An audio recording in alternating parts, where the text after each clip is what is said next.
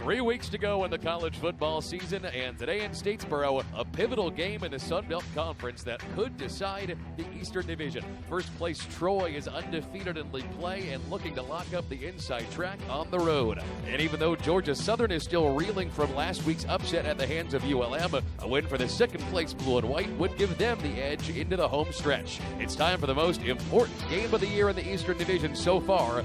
You're watching the Sun Belt Conference on ESPN.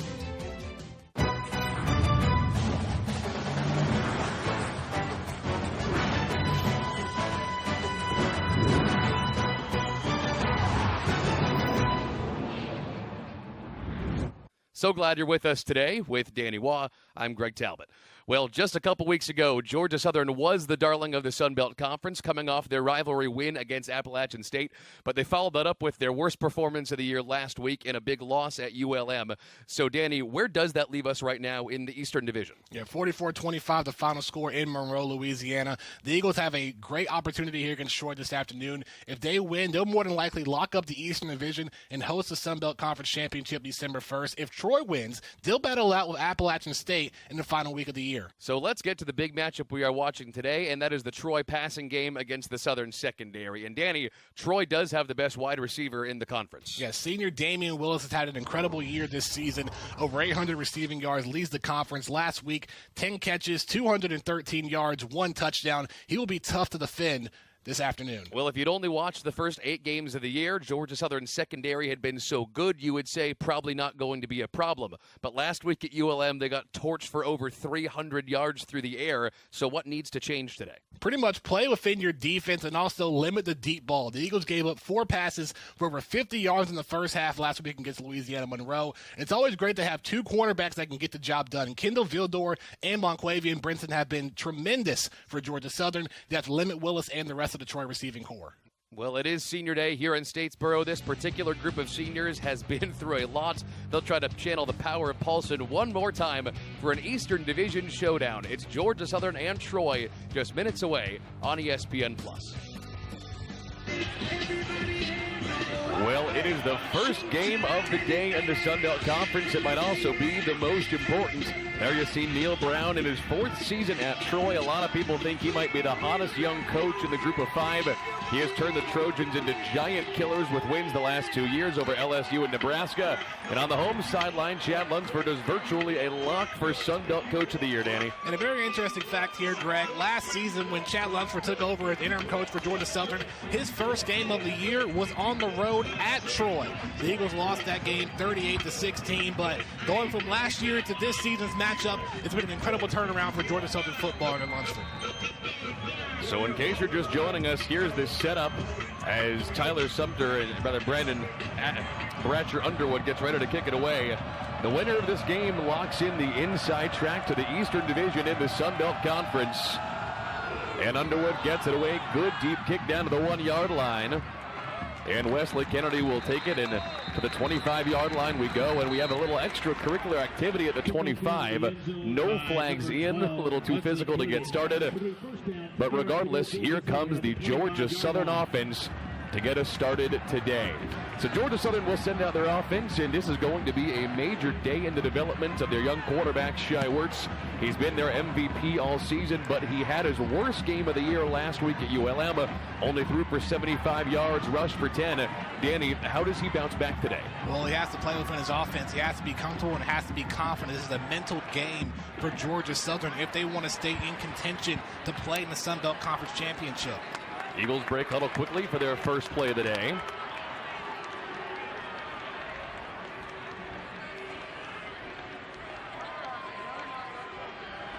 Wertz will keep it himself.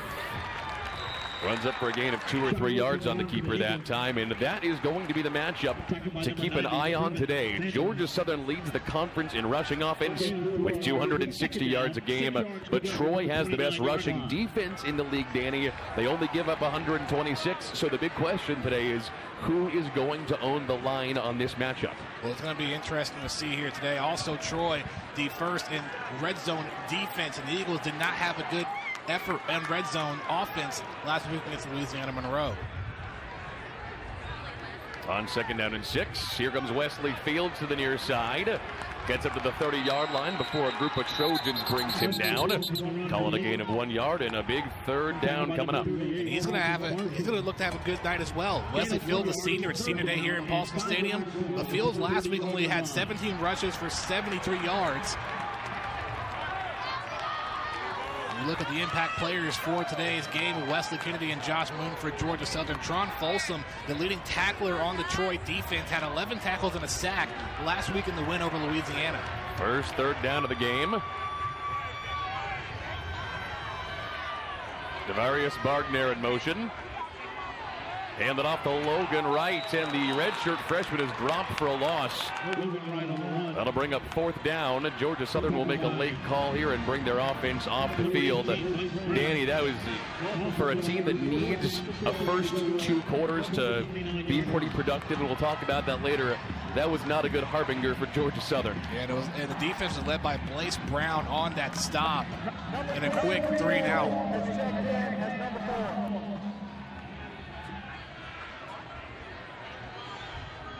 Good defensive stop. Now we'll see what Troy has in store on offense. Yeah, McGill Bowerly barely able to get that one away, and you can see how hard the wind is blowing. That thing barely got past the 50, and Troy's going to get pretty darn good field position from the 47 or 48-yard line. It's been an interesting week in Statesboro. It's been all rain throughout the week, and now today, the Saturday afternoon, it truly feels like a fall day in South Georgia. Also very windy. Temperature at 58 degrees to start today's contest. So Troy is starting Sawyer Smith under center today. He is their quarterback. He began the year as the backup after Caleb Barker beat him out in camp, but Barker went down about a month ago, tore a knee ligament. So Smith has been running this offense for about a month. First down, turns in hands to B.J. Smith, and he's dropped for a loss on the play. Tripped up by Trevor Velam, and Sawyer Smith has increasingly gotten better since taking over a starting quarterback position, but last week was his best outing. 18 for 22, 317 yards, and a touchdown pass in the win over Louisiana. Yeah, he was really remarkable, and he's been awfully efficient in the month he's been running this offense. 64%, 8 touchdowns, but he's still been finding his feet with accuracy, 4 interceptions. Second and long, swings it off to Sidney Davis on his first pass of the day. Up to the Georgia Southern 44 before he's brought down. That'll bring up third down and 5. And there's the 21st catch of the year for Sidney Davis. And a great block by Richard Hallman to help Davis get a couple of yards, move him up a little bit. A lot of wide receivers on this Troy team, including the likes of Davis as he trots off, that see a lot of catches. 4 different receivers on this squad with more than 20 this year. Long receivers are out. Long third down and 4 for the Trojans.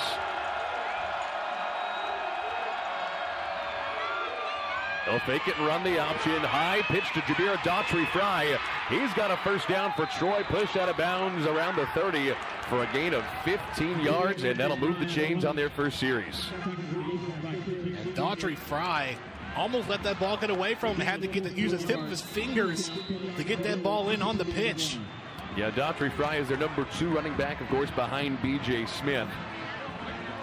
Now over 350 yards on the year after that pitch play, as well as a pair of touchdowns. And Sawyer Smith has this offense moving pretty well into Southern territory. Keep the first drive going. Play action. Pressure comes over the middle, off the hands of Davis, his second target. And here comes 2nd and 10. The Eagles' 3-4 defense, they have to be careful here going up against this Troy receiving core. However, one of those receivers that we talked about with over 20 catches is out for today. DeAndre Douglas, who didn't play last week as well. This is the second game that he's missed. Yeah, Douglas, their number 2 receiver, second team all-conference receiver. Certainly going to hurt they're missing him. 2nd and 10, they want to get some guaranteed yards as they go to Smith. Shakes off a couple of defenders, picks up a gain of 3 yards.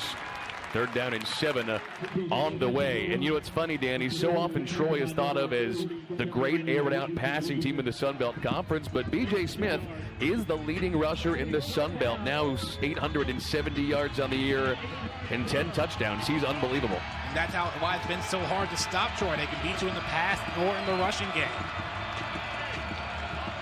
Here comes third down and long in Southern. A couple guys deep back into coverage. No pressing on third. Empty set. Bad throw off the hands of Smith.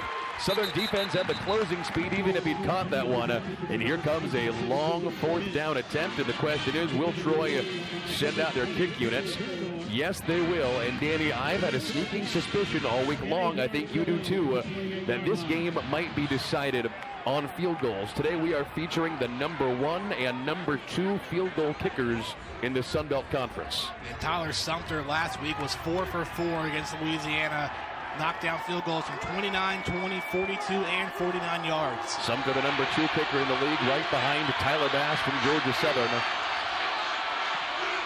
Kick from the 35. It is up, it is good, and we get started with a field goal. Troy knocks it down on a field goal on their opening drive. Southern coming back right after this on ESPN+. So Troy puts up a field goal on their first drive, and as Southern gets ready for their second drive, Danny, we talked at the top of the broadcast about how bad last week's loss to ULM was for them. This puts it in perspective. Yeah, it wasn't a good game for Georgia Southern, snapping their 5-game winning streak of 570 yards of total offense given up. That's not like Georgia Southern. Yeah, not at all, especially here in 2018. Wes Kennedy from the 5-yard line. This Savanian runs into a big pile around the 20, and that's where Georgia Southern will take it for their second drive. Now the big question is, how is Georgia Southern going to bounce back from that performance in Monroe? Now, they have talked about the power of Paulson this year. They are 5-0 so far this season in their final home game of the year. Yeah, Georgia Southern at Paulson Stadium. Probably no surprise to you if you're watching this game. The number 1 home winning percentage in Division I football. But Troy, the number 1 team right now in the Sun Belt Conference, 5-0 in league play, and Shai Wirtz is going to bring this team out for their second drive. Turns and hands it off to Wesley Fields, but he's brought down on a shoestring tackle back behind the line of scrimmage. And on the tackle that time for Troy is Marcus Webb, the D tackle, the junior, and here comes second down and 9. Webb alongside Tyler Murray coming in for the tackle. This is a second time this season that Georgia Southern has seen the 4-2-5 defense. And in that defense, when you have 5 defensive backs, you can send 2 up to help blitz. And you've seen so far in the first couple of plays for the Eagles offense, they haven't been able to get many yards. Yeah, that was Wes Fields' second carry for 2 yards total.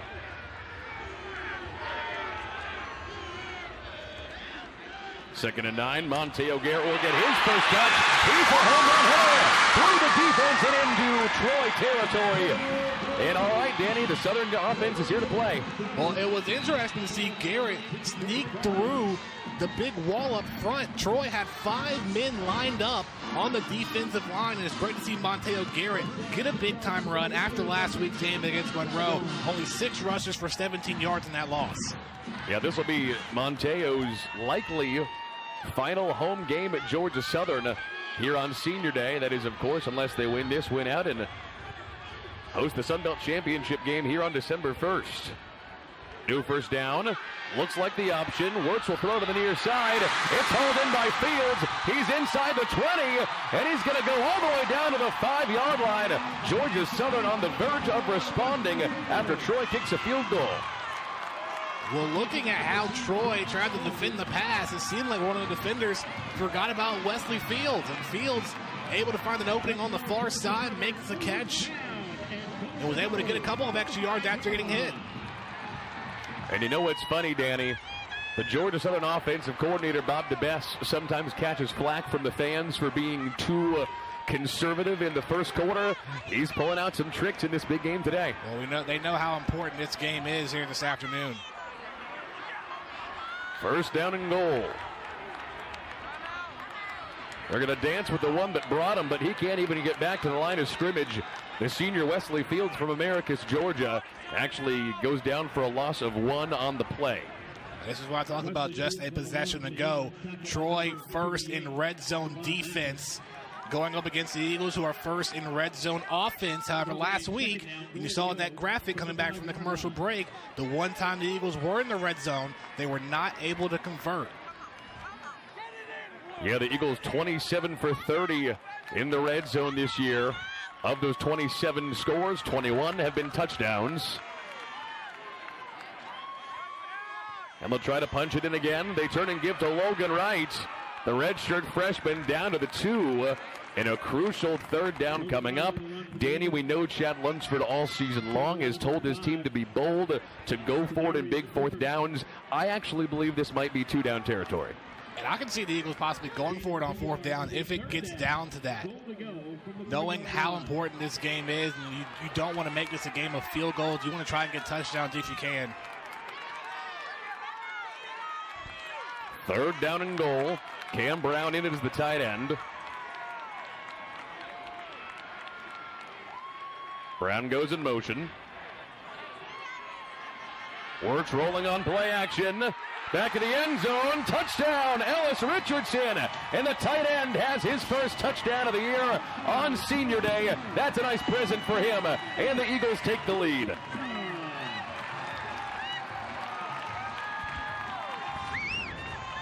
Great to see Ellis Richardson get his first touchdown pass. Missed a couple of games, but was wide open in the back of the end zone. And there was plenty of space on the right side. When they sent the man in motion, they faked the Troy defense thinking they were going left. But a great pass. And a great way to get on the board. Bass boots that one in, and a 7-3 lead for Georgia Southern. And what a way for Ellis Richardson to get his first touchdown of the year on Senior Day. Troy back after this.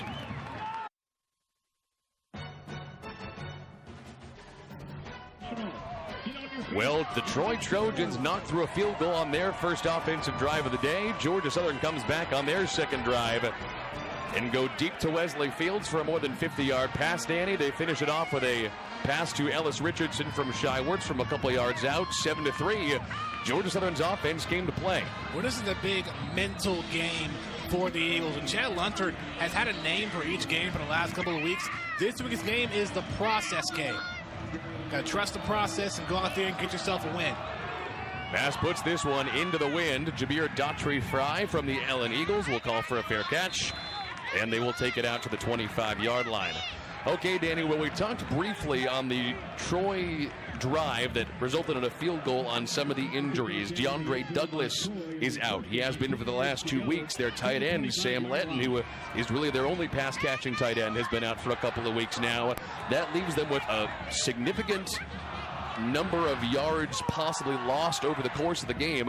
Where do they make that up? Well, last week it was made up by Damian Willis. Sawyer Smith completed 18 passes, 10 of them were to Willis, and even 213 of those receiving yards out of the 317 that Smith threw. They'll start their drive on play action. Into the backfield comes Tamarcio Reese. And drop for a loss on the play is Damian Willis. That was the first time he was able to get his hands on it today, but the Southern defense blows him up. And we already talked about how Troy has the leading rusher in the conference. Danny, they've also got the leading receiver, Damian Willis, 720 yards this year, 8 touchdowns on now 41 catches. Yeah, he's going to do his best to be really involved in this Troy offense. However, every time the Eagles have faced a top passing team at home, they have been able to limit them. On 2nd and 10, they'll run the option. Smith will keep this one himself, but the defense able to blow that one up, and Randy Wade Jr. brings him down for a short gain. And you go back to that passing game for Troy. For the Eagle defense, Kendall Vildor and Monquavian Brinson have to play lockdown defense. Can't give up yards over the top like they did last week against UL Monroe. All right, Troy went 1 for 2 on third downs on their first drive. Both teams hovering right around 38% on third down. That's 2 of the lower marks in the conference. Smith back to pass, has all day. Down the sideline into coverage. He was targeting Damian Willis. No flag. Great coverage by Monquavian Brinson streaking down the sideline, and here comes fourth down. Just like I said, Brinson with a great job on the far side making the stop. He has 10 pass breakups and an interception this season. Expect more involvement from him and Vildor as this game progresses. Yeah, you need to be locked down on Damian Willis all day, because if you even let him get behind your defense once, that is a guaranteed 6.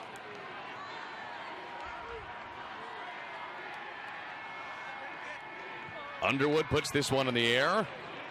Kennedy from inside his own 15. They're going to let that one bounce.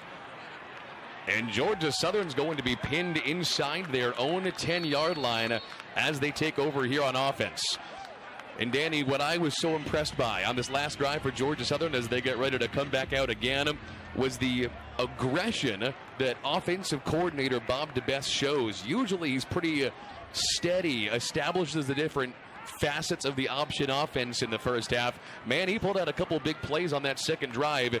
They want to get out ahead. Yeah, usually you see about 6 or 7 running plays before the Eagles even think about going to a passing option.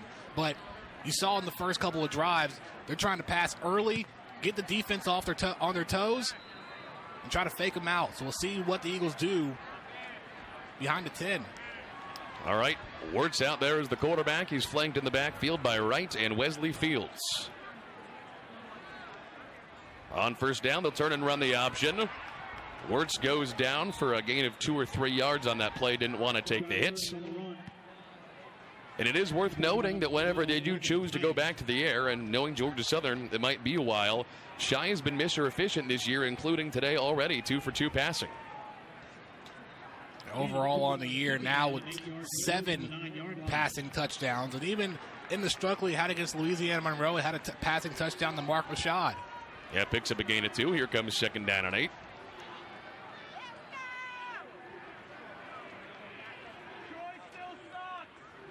Troy brings some pressure off the edge. Up the middle they go to Wesley Fields. And on that play, you saw a quick hole open up. You saw it close just as fast. That's why Troy is the best rush defense in the Sun Belt. Well, it's almost like on that previous play, they had 8 men on the line. They have a 3-man defensive line front. And then you got the linebackers playing just an inch behind the linemen because they are watching to see if the running backs are going to go outside, if they're going to pitch on the option.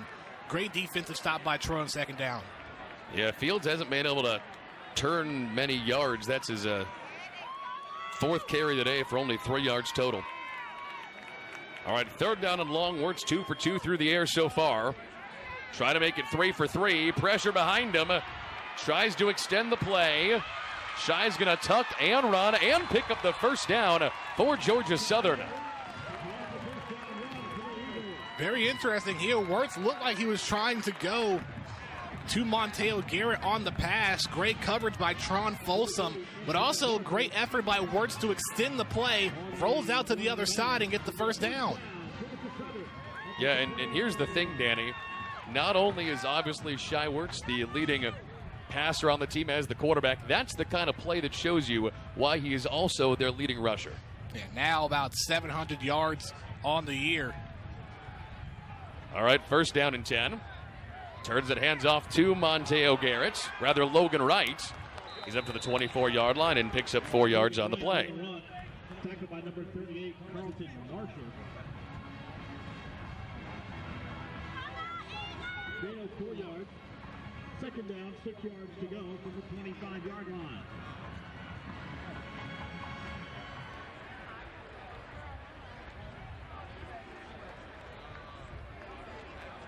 All right, second down and 6 here for Georgia Southern.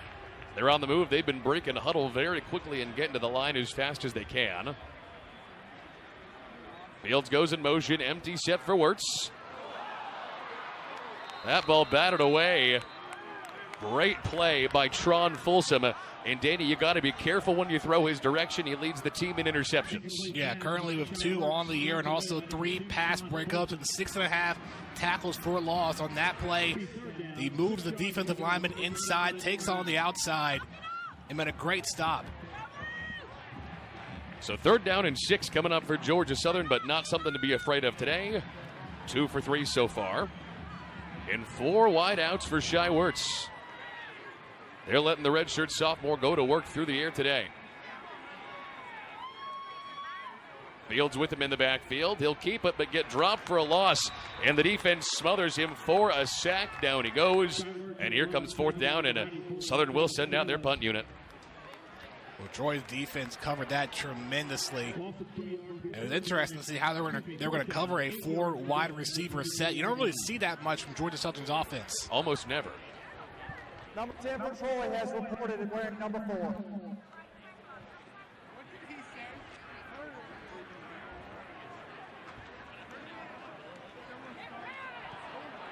That kick once again barely away. Again, the wind's going to blow this one down to the 38-yard line.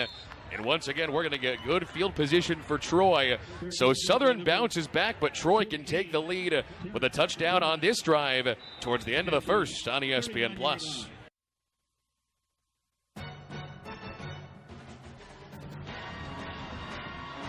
Well, these Georgia Southern fans have plenty to be happy about so far here on Senior Day in Statesboro.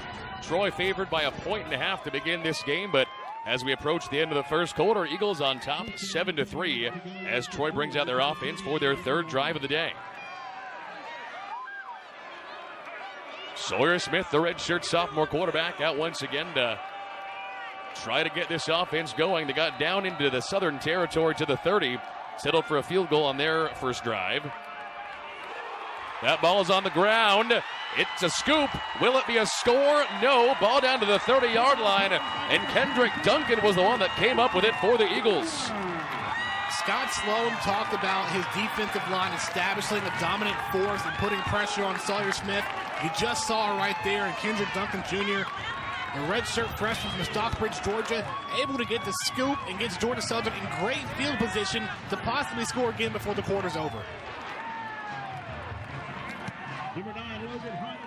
And what a play break of that time. So once again, Georgia Southern, a big momentum swing. That's one of the things they've made their name on all season. So they'll get it from the 31-yard line of the Trojans. Like I said, Danny, a chance to score here in the final 2 minutes of the first quarter. Richardson, the motion man. Play action.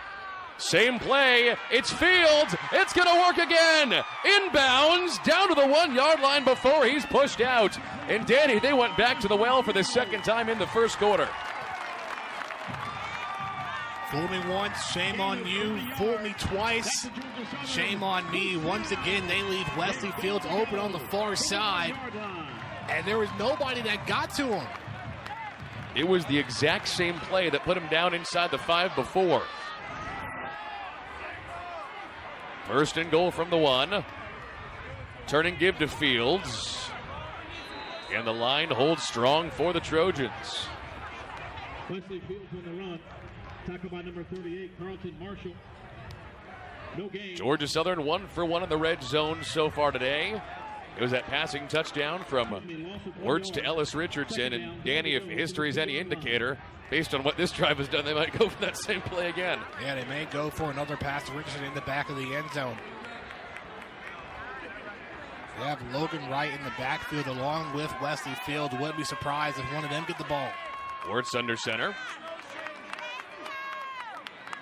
On second down, play action. It's the same play and the same result. 2 first quarter touchdowns from Shai Wirtz to the senior tight end, Ellis Richardson.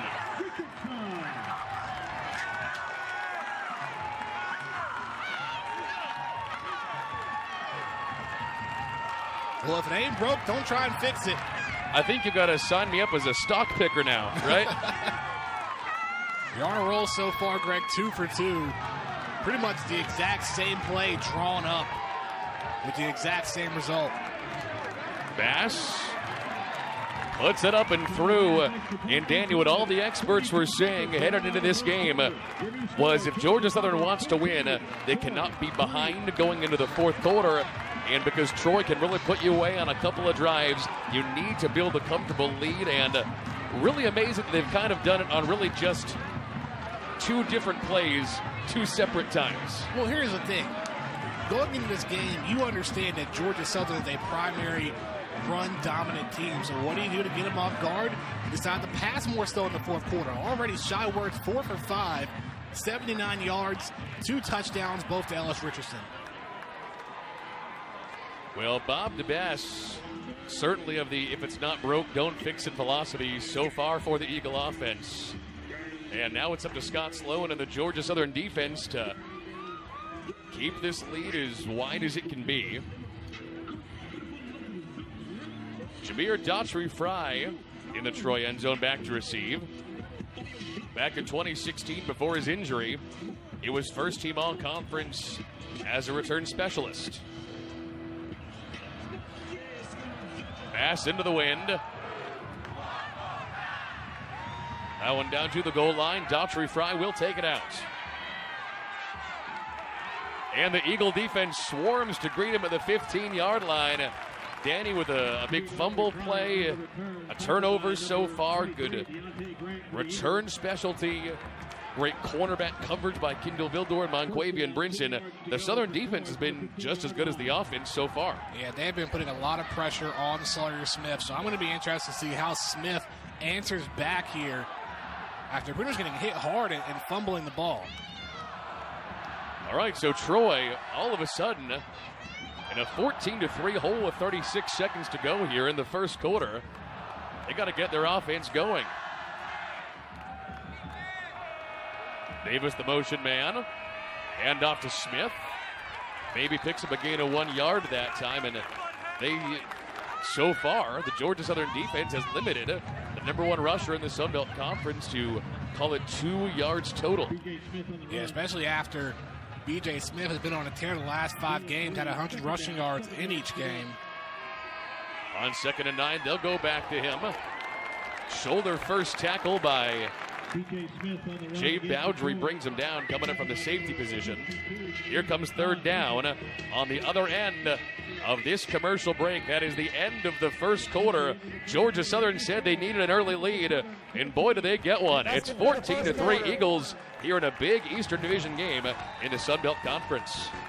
ESPN Plus, Georgia Southern has padded a 14-3 lead for themselves. Troy lines up under center here for 3rd down and 3. They're 1 for 3 on 3rd down today. They sweep it near side to Jabir Daughtry Fry. He will pick up the 1st down for Troy. He'll keep this drive going. And Danny, what an impressive first quarter by Georgia Southern. I'm not sure any of us saw that coming. Troy needs to respond, and they need to do it pretty quick. 18 plays, 130 yards for the Eagles on offense. They have played tremendous and have kicked off a great way to start the first quarter. Yeah, the Eagle defense has not allowed much. Sawyer Smith, the Troy quarterback in the first quarter, just 2 for 5 passing for 8 total yards. And he lines up out of the gun.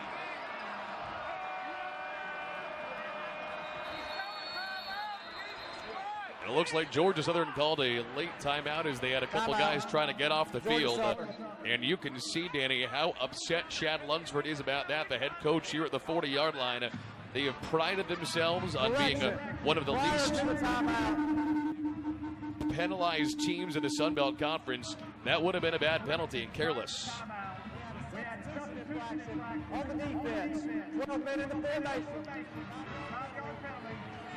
Well, so that's what Chad's mad about. He thought he called out a timeout in time, but turns out they are going to get penalized for it. Hey, that explains why he's so furious, continuing to plead his case to the officiating crew. Too many men on the field, was trying to get his team in order. Tried to call the timeout, so I think he'll still be charged that timeout along with the 5-yard penalty. So that doesn't do you any good here, considering that you're trying to stop Troy from going on a run here in the second quarter. No, that's just about the worst of both worlds. So all season, Chad Lunsford has made a theme of every game. There's the juice game, the statement game. This is the process game, and it's all about doing your job, executing. And that was a crack in the armor. So now 1st and 5 for Troy. Up the middle to go to B.J. Smith. Man, he doesn't need much space, and he pushes ahead to the 45-yard line. And just like that, one mistake turns into one big play, and then it continues to roll on. And that's one thing you're trying to avoid. So now you wonder how much momentum Troy has as they continue to move down the field from the 45. Well, that was really the first big play downfield Georgia Southern has allowed. We'll see how much Troy can open it up here.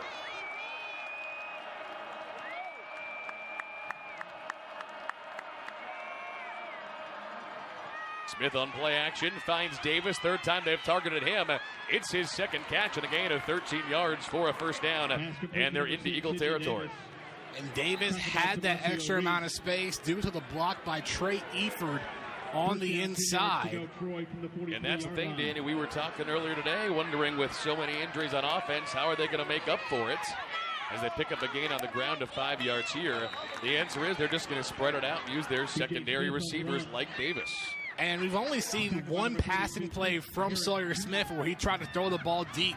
For the most part, we've seen running back screens, wide receivers going out in the flat route, trying to get about 3 or 4 yards. We truly haven't seen a deep play made yet by the Trojans. Here comes 2nd down and 5. They'll put Willis in motion and off the field. Their number 1 receiver gets off the field just in time. Smith goes under center on 2nd down and swings it out to Luke Whittemore. It looks like he's going to try to throw downfield, and he will. Goes back the other way, complete pass to Trey Eford. He's got a 1st down and is up to the 22-yard line. And that is the first pass of the year, obviously, for Luke Whittemore. Neil Brown pulling out all the tricks. What trickery indeed. You saw the 2 wide receivers on the near side stacked up against each other, so Whittemore had plenty of space with the block from Davis. And Whittemore, for a moment, almost slipped up, but was able to get the ball out in time, found his man across field, and he even broke a couple of tackles to get ahead. Whittemore goes to the bottom of your screen as the 1 far split receiver. Shovel pass to Jabir Daughtry-Fry. He almost had some space. He's down inside the 20. Call it a gain of 3 yards. And Sean Freeman, senior from Fort Valley, Georgia, getting the trip. Tripping up Daughtry-Fry. And the Trojans back to the line pretty fast. Call it a gain of 4 yards. And a flag comes in from the far side. Ball start. 15. Offense. 5-yard penalty. Willis gets called for the false start. Yeah, so their number 1 receiver and the leading receiver in the conference, Damian Willis, is the one who gets the flag. And Danny, this is worth noting. Here at the beginning of the 2nd quarter, Damian Willis, the guy they had locked down, he has not made a catch yet. Well, you don't want to go to him too many times to where the defense knows exactly what you're doing every play. You got to spread it out. It did work for them last week. He had an unbelievable week against Lafayette. Over 200 yards and 10 catches a week ago. 2nd and 10. He's got Davis again. He gets sandwiched by a couple of Southern defenders inside the 15-yard line. And it's going to bring up 3rd and very short, maybe 3rd and 1. Troy back to the line fast. Southern brings pressure. Smith goes down to the line of scrimmage. I think the Southern line made the stop. Number 26, DJ Smith. Tackle for the Eagles by number 52, Quan Griffin. Back to the line of scrimmage, no more. And Troy appears to be going for it on 4th down. They are the 2nd best 4th down team in the conference. 9 for 16 this year. I like this move that Troy's doing. You're just a yard away. Go for it. You don't want to have another field goal. And yeah, but they're sending Willis off. That's a surprise. Expect a quick pass here. Sweep to Davis. He's going to throw it back the other way. It's the Philly special. The quarterback, Smith, is inside the 5-yard line. They pick up the 1st down, and the 2nd time this drive, they've attempted some kind of receiver pass. Okay, I was not expecting that. I did see the jet sweep to Davis. I would have thought Davis had plenty of space on the outside to take it himself for the 1st.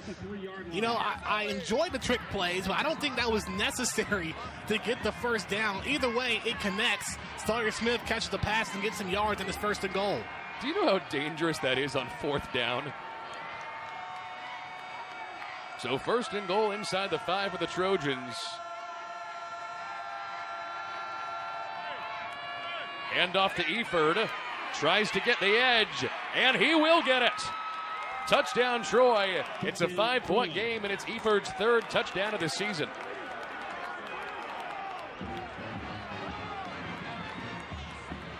Okay, Danny. We've got a chess match with these offensive coordinators. I love this. Yeah, offensive coordinator Matt Moore said, you know what, we're going to run some trick plays of our own. Trey Eford able to make Monquavian Brinson miss, bounces out to the outside and takes it in for 6. Here's Sumter. Number 1 and number 2 field goal kickers in the Sun Belt Conference have been great today. So it is 14-10. These offenses came to play, and Georgia Southern gets it back at home after this.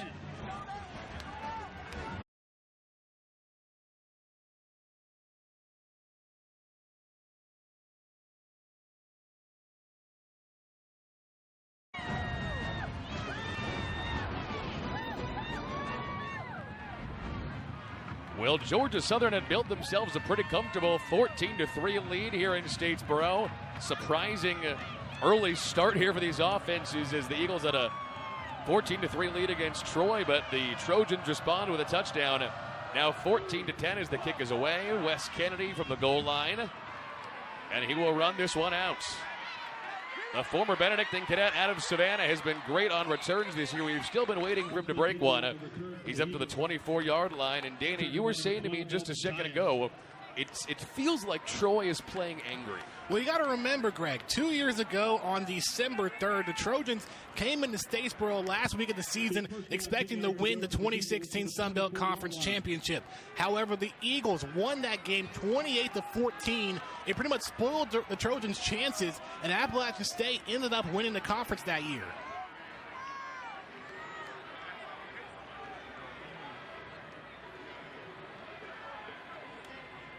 So the Eagles begin their fourth drive with a 4-point lead. They'll run the option and pitch it to West Fields up to the 30-yard line and call it a gain of 6 yards. And for the first time today, Danny, we just saw Wes Kennedy line up in the backfield, and he has been one of the interesting stories of the last couple weeks. He began the year as a slot. He was their main downfield threat. You see him there, number 12 in the huddle. We still haven't seen him really touch the ball today on offense. Well, it's very interesting. Offensive coordinator Bob DeBest said moving Kennedy to the backfield instead of being a slot receiver gives him more opportunities to touch the ball and get yards. Call it 2nd down and 6, and they will give it to Kennedy as he tries to get the edge. He does. He's got the first down and pushed out of the 39, and that is the kind of play that they want to use him on, stretch the field. Yeah, and even though he does stretch the field and gets the first down there, you'd think wouldn't keeping him at the slot receiver spot help him expand and stretch the field more than having him be a running back? So Kennedy now almost 1,000 all-purpose yards on the season. He is still technically, even though he's now a running back, their leading receiver on the year. DeBest pulls out the diamond backfield on the new first down. Bobbled snap by Wirtz. He's just going to go down. Bounced off his hand. He was able to recover it, but with the defensive line of the backfield, Danny, nowhere for him to go.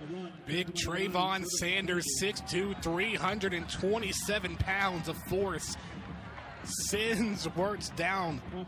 And I got to ask you, just because we talked about this at the beginning of the game, Shai is coming off by far his worst performance of the year last week at ULM. How do you think he's responding? Well, other than that play, he's been extremely confident, especially with the 2 touchdown passes in the red zone. 2nd down and long. Shai 4 for 5 passing on the day. Swings it out far side for Ellis Richardson. Overshot his man, and he was covered anyway, so here comes 3rd down and long. Yeah, I didn't see Shai being able to find an open receiver. He had 4 guys in the secondary for Troy on that play, even 2 of them deep, just in case Georgia Southern tried to go with the long ball. Yeah, but Shai's been good so far. 4 for 6 passing after that incompletion to Richardson, 80 yards. And those pair of touchdowns to the tight end, Ellis Richardson. So I'd say he's responding just about as well as you could ask against a great defense in Troy. Fields in the backfield with him. Here comes a linebacker blitz. He dumps it off on the screenplay to Fields. And he's got a first down into Troy territory. Southern has been so good today, Danny, on 3rd down. They have been great for sure. Another first down for the Eagles. Yeah, a couple really key plays. Yeah, at first I thought they were going to try to go to a receiver on the outside, but I forgot about Fields waiting patiently with his lineman and gets the first. Well, that was exactly, it almost seems like Bob DeBest, the offensive coordinator, had that one pegged because the linebackers were blitzing off the edge. It made so much room up the middle for Fields. Arias Bargner, the man in motion on first down. Give it to Logan Wright for the third time. The redshirt freshman plows ahead. He's got a gain of 7 yards. And Danny, he saw way more action than normal last week at ULM. Got 5 carries. Usually he's good for just 1 or 2 a game. And they've been using him, I would say, more than average so far today as well. Within 23 plays against Louisiana Monroe last week, definitely trying to get him more involved and get prepared for the future as well. They rush out into formation. They pitch it to Kennedy. He goes end over end. Maybe got a gain of 1 yard on that play, and that'll slow their roll. You know, in wrestling, they call it a spine buster, and that was a great tackle made by Folsom. Picked them up and dropped them. Is that what they call it? Yeah. You're the wrestling expert, buddy, not me. And there you see Folsom right there. Yikes. All right, another third down here for Georgia Southern. 3 for 5 on the day, but when they've converted, they've done it for pretty good distances. Bargner in motion. Play action. Works downfield for Richardson. Again, it's off his hands inside the 20. And more importantly, Shy got hit on the throw as well. That'll bring up 4th down. And Danny, that is a play we recognize. Now, he went for the tight end Richardson. He did have Darian Anderson, their usual deep shot, down inside the 10, but he was covered by the safety. Shy made the right call. Speaking of coverage, I hope the special teams puts more coverage for McGill Bowerly. Now, almost a couple of kicks have been blocked. Fair catch. Down inside the 10-yard line. So the Troy offense will come back out and try to retake the lead that they haven't had since it was 3-0 midway through the second here on ESPN+.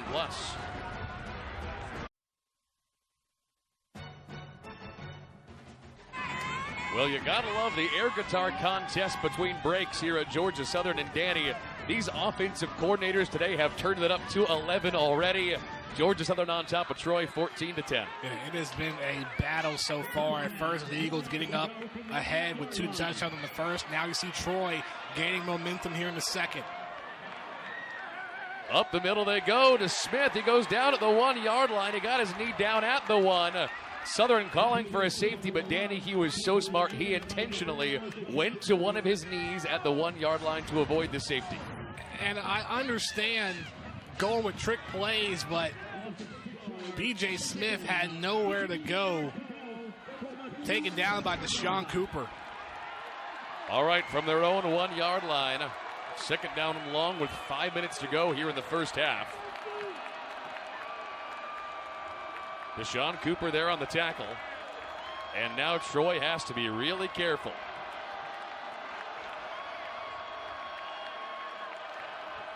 Here comes the pressure.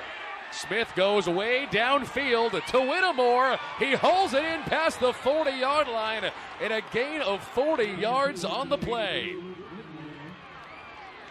Whittemore all season long heading into this game had only 6 catches for 51 yards. But there you see Smith comfortable in the pocket, one-on-one coverage. Vildor couldn't get a proper handlement on Whittemore. And a great catch to get him out of pressure. Yeah, don't forget he completed a pass on 4th down 2. They'll go back to Whittemore again. And again he hauls it in inside the Southern 20-yard line. They go back to the well. That's back-to-back plays. Kendall Vildor got burned. That's the first time this year that's happened. Yeah, and Vildor has been one of the primary quarterbacks along with Monquavian Brinson. This is very unlike them. This is what happened last week against Monroe. Okay, Sawyer Smith and the Trojan offense now smelling blood. Play action to Davis. Hauls it in coverage at the 10-yard line. Picks up a gain of 8 yards.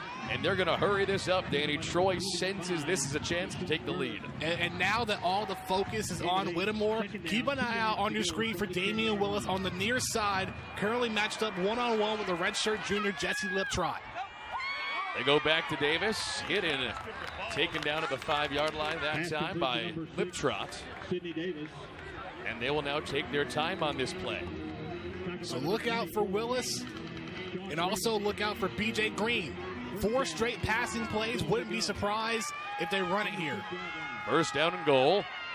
B.J. Smith dives forward. He got into the end zone, and Troy takes the lead. They were down 14-3, and what a response, a 13-0 run for the Trojan offense.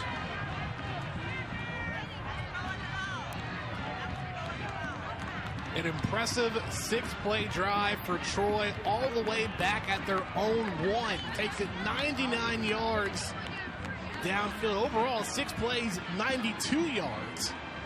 But still, what a great way for the Trojans to fight their way back. This all started with the timeout that Chad Lunsford called with too many defensive players on the field. And since then, Troy has had all of the momentum. Here's Sumter to kick this one away. Low snap. That one sails just inside the left upright. Okay, we got a good one on our hands. A barn burner in Statesboro. Troy 17, Georgia Southern 14. Home stretch of the first half after this. Offensive mastermind of the Sun Belt Conference, and with back-to-back response touchdowns to Georgia Southern, he's got his boys ahead by 3, and those 2 drives show just why he is so dangerous. That's right. In 2006 and 2007, he was the inside receivers coach. 08-09 was the offensive coordinator. Was promoted to head coach in 2015, and since then led him to 2 bowl games and also a Sun Belt Conference championship. He's been on 5 conference championship teams with the Trojans. And don't forget wins over LSU and then Nebraska this year. Wesley Kennedy from the goal line. Here comes the Savannaian. Went to Benedictine Military School about an hour away. He's out to the 21-yard line. And Danny looking at the clock. 3:16 to go here in the first half. Troy puts teams away really quickly in the second half. If Southern wants to keep this competitive, I think you need points on this drive. Yeah, and Troy starts with possession of the ball in the second half, so the Eagles have to score here on what could be their final drive of the half. Shai Wertz has been 5 for 8 through the air today, about 100 yards passing. They've been passing more than normal for sure. On first down, he will look downfield, dumps it off to Logan Wright. It's off his hands as Shai was taken down with the throw. Here comes second down and 10, and that'll stop the clock. And another thing about head coach Neil Brown, when he took over as the head coach for Troy in 2015, his first season he was 4-8. But 2016, 10-3, 2017, 11-2 in a conference title. Already 7-2 this year, 5-0 in the Sun Belt. Don't need all the bullet points to tell you just what a challenge it is to play the Trojans of Troy. Right now, the number 1 team in the Sun Belt Conference, 5-0 in the league. On second and 10, they'll run the option. Wirtz will choose to keep it, but the defense playing good assignment football that time. Only lets him get back to the line of scrimmage, and here comes a big third down play. Shai 5 for 9 through the air. Now we could very well see him throw it again, but it will come after a timeout. Troy. This will be a 30-second timeout. Because Troy has burned their second timeout. Okay, so Danny, speaking of Troy being in first place, let's take this time out to let the folks at home know exactly what this game is all about in case you're just joining us. So look at the left side of your screen. Troy 5-0 in conference. Georgia Southern 4-1, tied for second place with App State, but they beat App State, so they own that tiebreaker. If Troy wins this game, they've got the inside track to win the Eastern Division and host the Sun Belt Championship at their stadium. Same story for Georgia Southern, believe it or not. If the Eagles win, they will have beaten Troy and App State, and barring some kind of crazy upset in the next 2 weeks where they lose to Coastal Carolina or Georgia State, we'd have the Sun Belt Conference Championship here in Statesboro. And you said something interesting there. If Troy wins, they will host the East. That's not entirely true, Greg. Well, only if they beat Troy. They beat App State. Yeah, because if Troy wins, they have Appalachian State in 2 weeks. Right. So it leaves them open to potentially host a championship. Right now, Troy and Georgia Southern control their own destiny. Right. So Georgia Southern is setting up a big third down and 10 play here. Colby Ransom, the man out to the top of your screen, but only has 5 receptions on the season.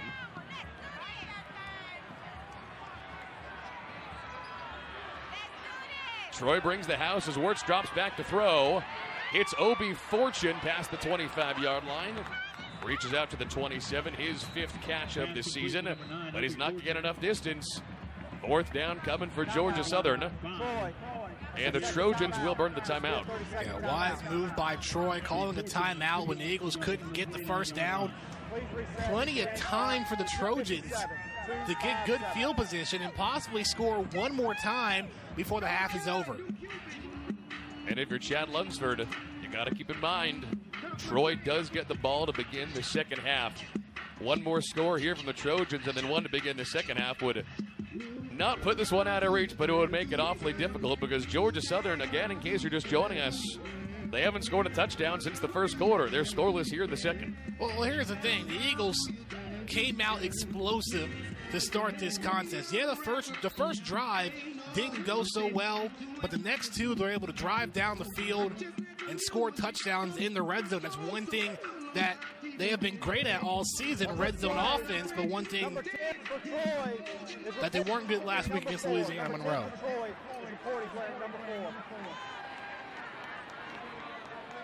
So we'll see how many men Troy sends here. Yeah, Troy is punt. Yeah, the Trojans have blocked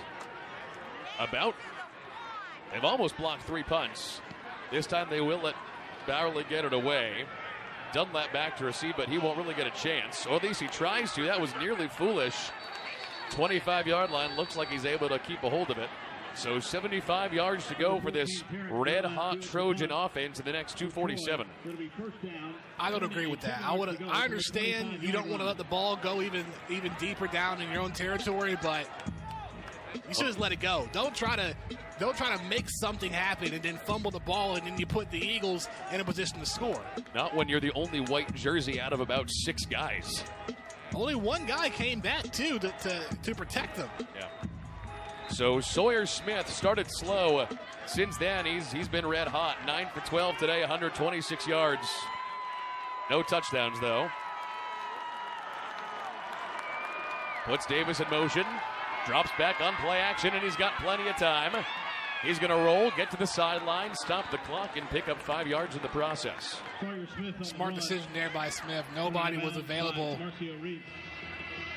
Marcio Reese is the one that pushes him out of bounds. So, Danny, we talk all the time about the ties that bind in the Sun Belt Conference.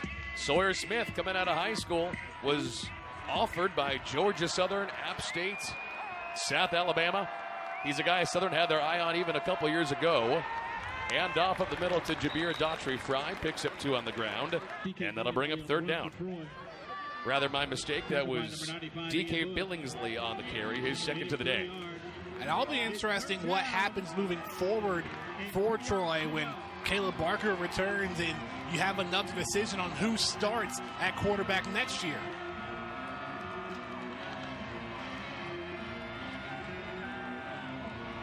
So an important 3rd down and 2 for this Troy offense. 2 for 5 today on 3rd down. Billingsley in the backfield. They'll go back to him. He sheds a couple of tackles up to exactly the 35-yard line. If he didn't get it, he would be just inches close. But the referees are going to say he fell over the line to the 35, and Troy gets to keep going. Sean Freeman didn't get all of B.J. Smith on first contact. Would have got him. Nonetheless, first down for Troy. High snap. Smith hands off to Smith. Gain of 1 yard on the play. Southern defense with a good stop. That'll take us to 1:15. Georgia Southern does have 3 timeouts. I'm surprised Chad Lunsford isn't going to burn one here. And we have an injury on the field. And that's an official's timeout for an injury. Looks like one of the Troy offensive linemen, unfortunately, is hurt down there inside the 45-yard line. That's the left tackle, Austin Stidham, 6'5", redshirt freshman from Russellsville, Alabama, that goes down.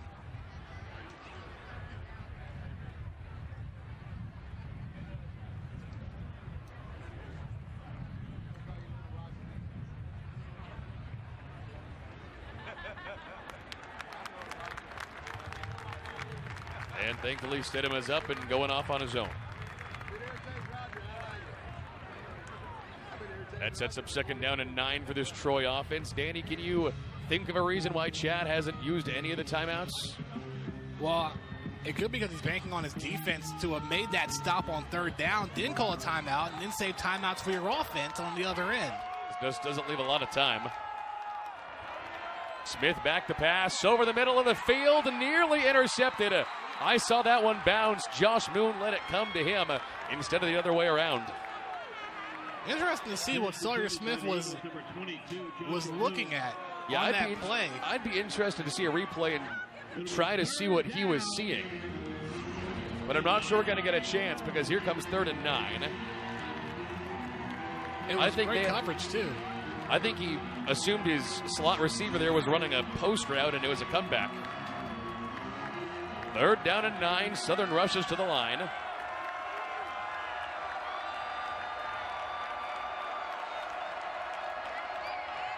Southern brings one man on the edge. Back behind the defense, he's got Willis.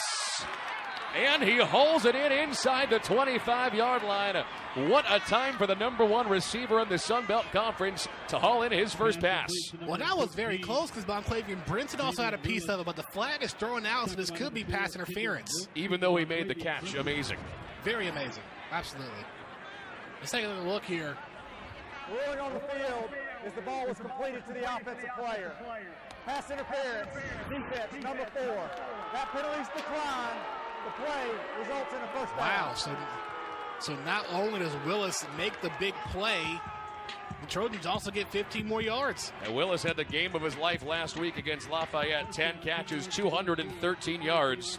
12 yards short of the program record for receiving yards in a game. They go to B.J. Smith. He's up to the 19-yard line. And that'll take us down inside 40 seconds, and Lunsford's not going to burn any timeouts. I think he's just worried about his defense making a stand now. And Troy has a timeout left, too. They're going to try to get in the end zone. If not, they'll take a timeout and kick a field goal. Smith, he's looking for Willis. Now, did Monclavian Brinson push him out? Yes, he did. He hauled it in, but he pushed him out of bounds. That one is not going to stand. No touchdown for the Trojans. Wow. Brinson able to make up for that previous play. I was going to say, he's been redeeming himself here in the 2nd quarter. This is great coverage by Brinson. You got to remember, this is 5'11" Brinson going up against 6'4" Willis. Wow. Along with the assist from Joshua Moon on the coverage. That's the defensive play of the day.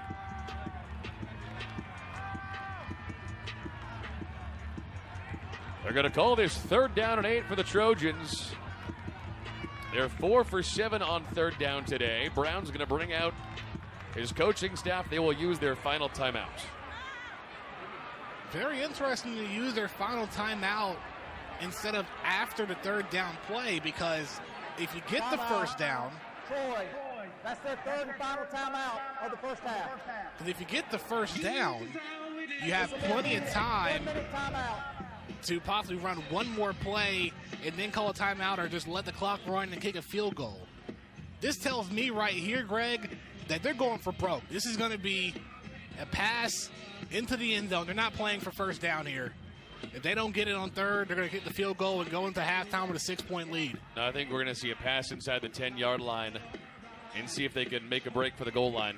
And now what I'm interested to see is that in this drive, Damian Willis has gotten them out of trouble. In the previous drive, it was Luke Whittemore. So you have 2 guys you got to worry about to see who you're going to cover and who the ball's going to go to. That was unbelievable wrestling teamwork by Josh Moon and Monclavian Brinson to make sure he didn't get a foot down. Amazing.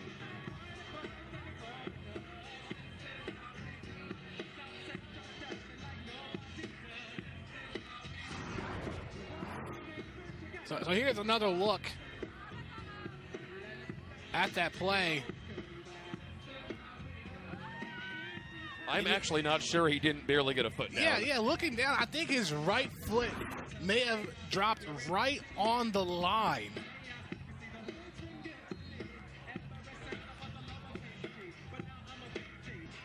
You know, Neil Brown could have challenged that play if he wanted to. All right, so the Southern fan base begging their defense to make a big third down stop. 3rd down and 8. Southern would be okay being down 6.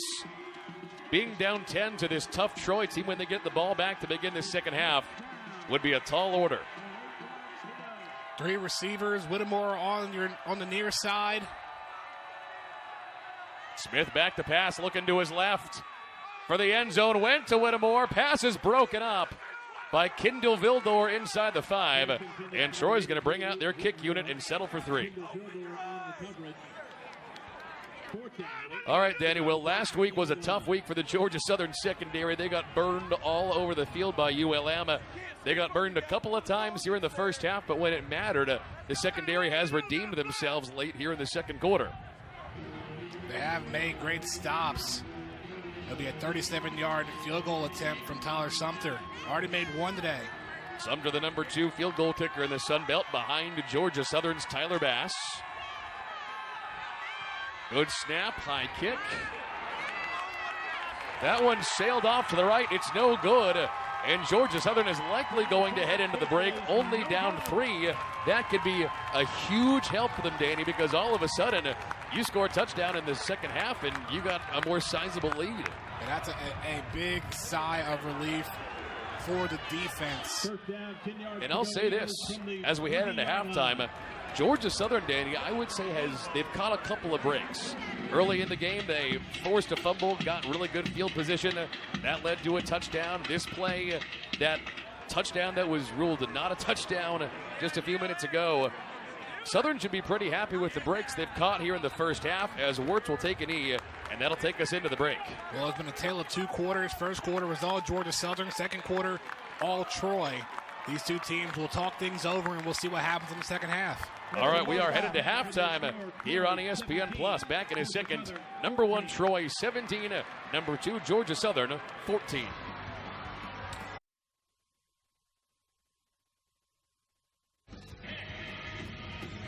And we are back live from Statesboro, Georgia, to begin the second half of the best game of the day in the Sun Belt Conference here on ESPN Plus. At the beginning of the third, the Trojans of Troy 17, Georgia Southern 14. A field goal separate these teams, but Troy has always been one of the best second half teams in Division I college football, and they will get the ball back to begin the second half. And you see Sawyer Smith there, their quarterback. He came in midway through the season, and after an injury, he had a great first half, and we'll see what his offense can do to begin the second. Jabir Daughtry-Fry calls for a fair catch. They will take it at the 25-yard line. Okay, Danny, we had a tale of 2 quarters in the first half. Troy only had about 25 yards of offense in the first quarter, over 200 yards of offense in the second quarter. What does Georgia Southern have to do to reverse that trend? On already first for Sawyer Smith, 10 of 16, 167 yards. He threw multiple passes down the field, deep balls. That's one thing Georgia Southern's defense has to prevent. They have to continue to establish a dominance on the defensive front and stop the running game from B.J. Smith. We haven't seen Smith much. Only 10 carries, 24 yards. First play of the second half, they go back to Sidney Davis. They've used him just about as much today as they have all season long. Maybe picks up a gain that time of 1 yard for his 4th catch. And Jay Bowdry did a great job pushing back on Richard Hallman, the receiver, getting in the way of Sidney Davis. Yeah, Trojans moving quickly, and Smith's going to keep this one himself. Defensive line there to meet him, though. Only lets him get a gain of 3 yards. And all of a sudden, even though they moved really quick here, Troy's going to face 3rd down on their first drive of the second half. 50% in the first half, Danny. They were 4 for 8. Well, expect the pass here now. I would not be surprised if the Trojans go for another screen pass.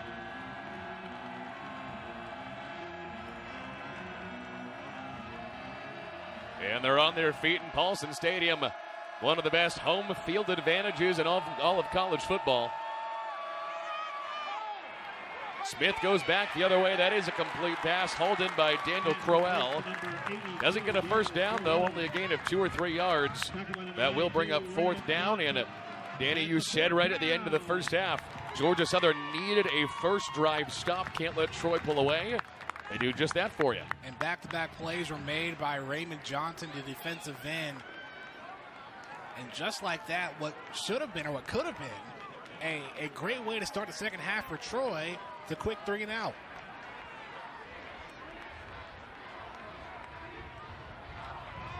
Underwood gets this one away with the wind behind him. Kennedy, fair catch from the 22-yard line. And the Savanian doesn't have a chance to do much. Okay, Danny, on the other side of things, though, the exact opposite trend for Georgia Southern. They had an unbelievable first quarter, pulled out to a 14-3 lead, couple deep passes, 2 touchdown passes to their tight end, Ellis Richardson. Again, great red zone play, but the second half, they did pretty much nothing. Well, you got to keep mixing things up. Bob the Best did a great job mixing up the play calling, using a couple of passing plays in the first quarter. And I expect to see that again here to start this drive. Only 5 men on the line for the Eagles on first down. Wirtz were on the option and keep it himself. Dives ahead to the 25-yard line and picks up a gain of 5 yards. You know, Danny Shai Wirtz, their quarterback, their leading rusher on the season, one of the top 5 rushers in the Sun Belt Conference, did not have that great a first half on the ground, only 14 yards in the first. However, he's done great in the air, 6 for 10, 100 yards and 2 touchdowns. That's where he's been able to produce. Yeah, he's been a lot more balanced this game than he has most others this season.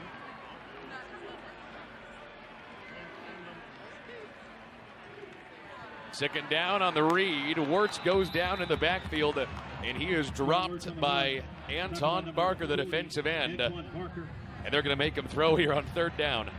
Barker, the junior from Pensacola, Florida, was able to hold on and read the option by Wirtz.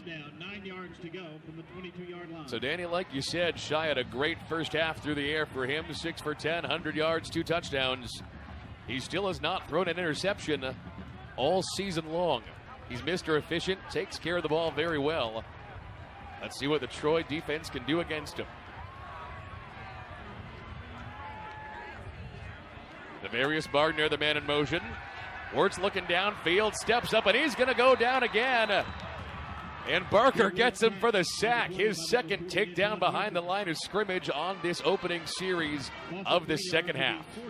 That'll be the second sack for Barker, and the first time Wirtz has been sacked today. He was sacked 5 times last week against Louisiana Monroe. And you tell me, did he even get sacked 5 times at Clemson earlier this year? I don't believe so. I don't think so either, yeah. Well, Troy has nearly blocked a couple of punts so far today. Bowerly's got to be careful as they bring the house. Their catch back at the 44-yard line at that time there by Terrence Dunlap. Okay, so we have a stalemate so far to begin the second half here on ESPN Plus. 17-14, and Troy gets it back. Well, we've been saying this is the best game of the day in the Sun Belt Conference. Danny, it also happens to be the first game. Nobody else even gets going until 5. Yeah, Appalachian State's playing Texas State. You can assure that the Mountaineers are probably watching this game hoping for a Troy win to keep themselves in contention in conference play to host a conference championship. We have a timeout on the field before they even take a snap here. Waiting to hear what the officials say. I think it's an official's timeout. One of the officials limping on the far sideline. Trying to make sure that he is okay. Going back to the rest of the conference games today. Also, Arkansas State playing Coastal Carolina, Georgia State at Louisiana, UL Monroe against South Alabama. Now, what's going to be interesting, Greg, is who's going to come out of the Western Division to go to the conference championship. Louisiana Monroe currently holds a 3-2 record. Arkansas State could be right behind them. On first down up the middle, they go to Smith. Turns that into a gain of 3 yards. And I was going to say, Danny, based on the way they beat Southern into the ground last week, if you had to make me bet today, I would pick the Warhawks. Well, I still think Arkansas State had a chance. They were the preseason favorites to win the championship. And the way things are going in the West, they can go on a late run. They may have a chance to host it. Or not host it, but at least make it to the championship game. Daughtry Fry, the motion man. And they'll get it to him on the forward pitch. Oh, he's on his feet into the Georgia Southern 45 down to the 44, and they'll give him the first down on that one. Danny, you can't let him stay on his feet that long. Yeah, Randy Wade Jr. laid him out at the very end, but great blocking by B.J. Smith. And Smith was able to create some space, getting the block on Rashad Bird. Yeah, great shovel play that time, and down to the 45-yard line he goes. Troy up a touchdown in case you're just joining us here on ESPN+. Georgia Southern had a 14-3 lead.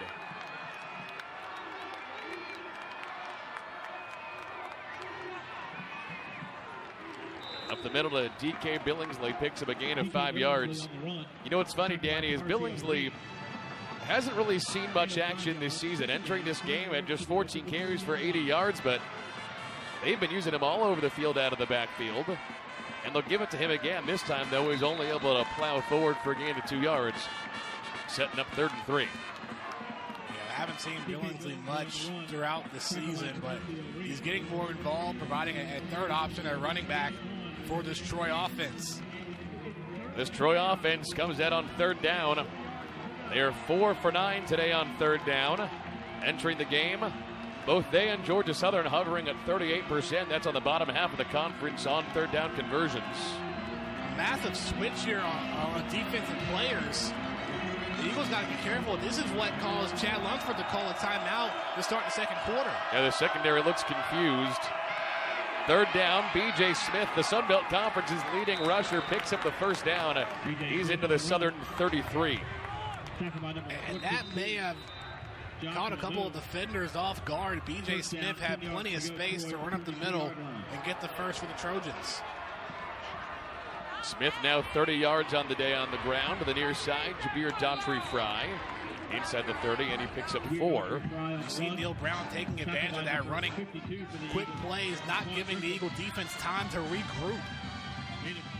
You know, it really is surprising. The Eagles have given up a few big pass plays through the air on defense, but they have not allowed much rushing. Now a hair over 80 yards on the ground total for Troy, which is amazing because even just B.J. Smith, the running back alone, is run for over 100 yards in 5 straight games. The defensive line has done their job. Up the middle to Billingsley. Picks up a yard or 2, gets between the hashes, and here comes 3rd down. Rashad Bird able to wrap up from behind. And talk about a guy, Danny. Talk about a guy they are happy to have back. Bird and really the entire linebacking core has been a mash unit since the Clemson game in week 3. We were talking to the coaches this week. It sounds like this is the first week since Clemson that the entire linebacking core is back and healthy. Both offensive and defensive coordinators said this is the most healthy that this team has been since the start of the season. 3rd down and 6. Sawyer Smith on the option keeper. Dives forward to the 25. He did not pick up the first down. He's going to be 1 or 2 yards short, but he's between the hashes, and this is plenty of distance for Tyler Sumter, the number 2 field goal kicker in the Sun Belt Conference. Nothing wrong with taking a field goal here. And Smith able to fake out defenders on the option, just short. Now it is worth noting for Sumter, although he is the number 2 kicker in the conference, he did miss a field goal from about this distance. This is 42 at the very end of the first half. Can he redeem himself? That one flies through, and that turns into a 6-point lead for Troy. All right, if Georgia Southern's going to respond, they need to do it. We'll see what Chad Lunsford and Shai Wertz can draw up after this. So the Trojans' field goal puts them 6 points up on Georgia Southern here on the 3rd quarter. And Danny, Chad Lunsford knows how crucial a next 6.5 minutes this is. Under Neil Brown, Troy has never lost a game where they trailed entering the 4th quarter. If Southern's going to make a move, and using history as our guide, if they want to win, they need a touchdown soon. And the craziest thing about that, Greg, is that Troy is 31-0 win leading going into the 4th. Neil Brown's head coaching record in 4 years, 31-15. That tells you right there how important the Eagles need to score here on this drive. Underwood puts this one in the air with the wind behind it. Wes Kennedy, fair catch. To the 20-yard line we go. Okay, so we talked about this briefly at the beginning of the second quarter, but now that we have a little more time, it is worth noting Georgia Southern had a tremendous first quarter, really slow second quarter, less than 50 total yards of offense in the second quarter. What can they do to turn it around? Can they use more weapons like Wesley Kennedy? You can give other guys an opportunity and stretch the field and find open space. Wesley Kennedy is a guy that can make people miss. We've talked about it all season long, and he has made big impact plays for the Eagles throughout this season. So here they come from the 25. Wirtz on play action to begin the drive. Swings it out to Devarius Bardner. Scoots along the sideline, picks up maybe 3 yards. And good for them to get Devarius involved. He had his biggest game in all of college so far. 3 catches last week at ULM. Yeah, a great day for him. And you can tell that Shai Wirtz is also trying to go for Darian Anderson down the field, but he was covered, so he gets to Bardner out in the flat route. Second down and 7 for Southern. Wirtz turns and gives to Wesley Fields, but the defensive line is there to stop him in his tracks. Wesley Fields on the run. Tackled by number 94, Travis Silo.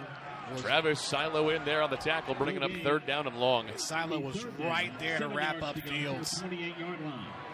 That defensive line for Troy is no joke. As you're just joining us, it is worth noting this game is going to be fought and won in the trenches. Georgia Southern, the number 1 rushing offense in the conference. Troy, the number 1 rushing defense.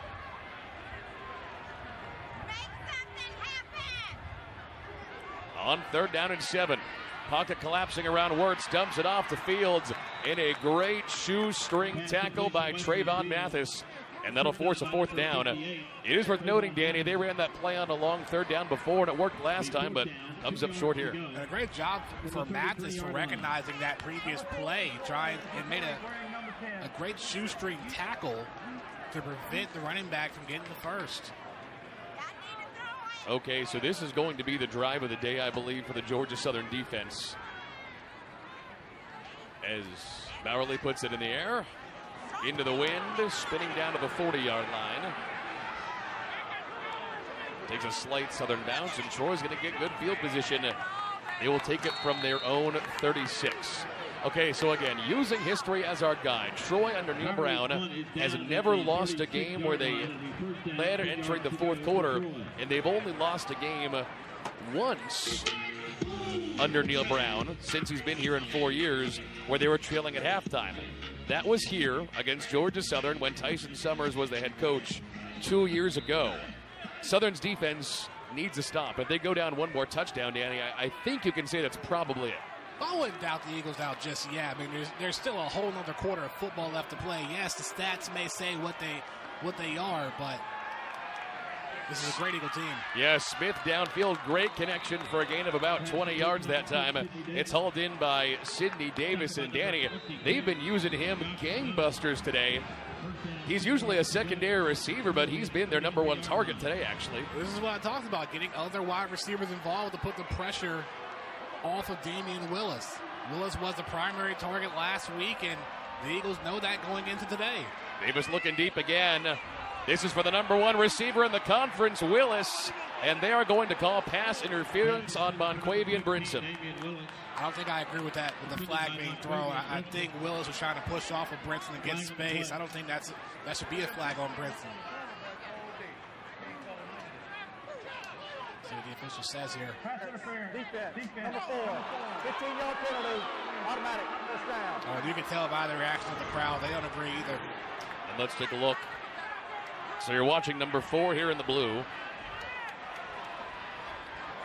I saw an offensive face mask there by Willis is what I saw. See, there you go right there. That should be the other way. It should be offensive pass interference on Willis, but penalty will be first down, 10 yards to go, Troy in the 28-yard Willis line. got lucky there. As the Trojans all of a sudden back inside the 35 of Georgia Southern for the second time this half already. Hand off to Smith on the near side.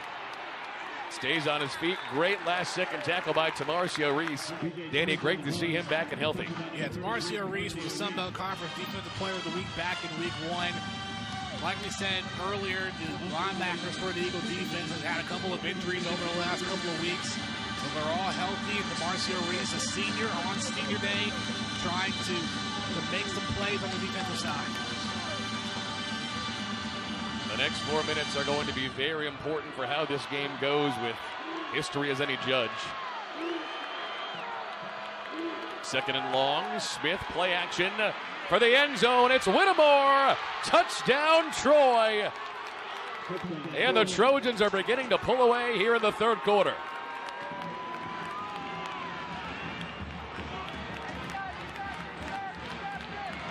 Once Troy has their foot on your throat, they try to finish you off. And Neil Brown is trying to do that with his team here in the third quarter, Danny. I gotta say, that was a beautiful route ran by Luke Whittemore. Started out going straight and tailed his way inside. Smith saw it. Was able to beat Freeman. And the Trojans are going to go for the 2-point conversion. A little trickery here. Here comes Jameer Daughtry-Fry. He will throw for 2. And it's good, hauled in by Damian Willis, his third catch of the day. And Georgia Southern's defense gives up a touchdown and a 2-point conversion at the worst time. It's a 14-point game in the third quarter on ESPN+.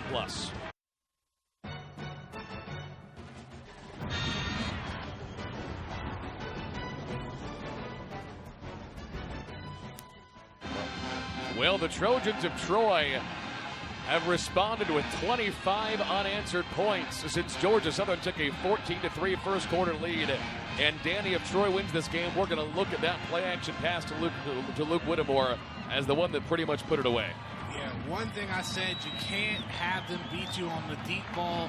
That's what happened last week against Louisiana Monroe. It's happened multiple times here today. And now Troy has a 2-touchdown lead. Here comes Kennedy from inside the goal line. He'll take a knee. And you know, Danny, it's not just you that said you can't let him get behind the defense, because that's what happened all week last week against the Warhawks of Louisiana Monroe. That's what Scott Sloan, the defensive coordinator, said, and Coach Chad Lunsford said when we talked to both of them earlier this week. They said the bend don't break philosophy is predicated on not letting them get behind your defense, and once or twice can be detrimental to your whole defensive game plan. And now Southern has some real ground to make up here as we get late in the third quarter in Statesboro. Up the middle on the ground, here goes Wesley Fields, picks up 4. And this is where you have to start to use the clock in mind, Danny. You know Georgia Southern's a team that, if they could, would run the ball every single play. The clock is never on their side when they're behind. And now they need a couple of big explosive plays, and they've got to watch the clock. And Greg, one battle you talked about in this game was the Eagles' rushing offense against Troy's rushing defense. For the offense, only 72 yards on the ground. Yeah, back to Wesley Fields, and maybe picks up 1 or 2 more there. Both teams on the ground have not been particularly productive today. Now, for Troy, you have 5 guys, 27 rushers, just 81 yards. And you're seeing the same from Georgia Southern. You're not really seeing much on the ground. What's been the difference maker in this game has been the passing for both teams.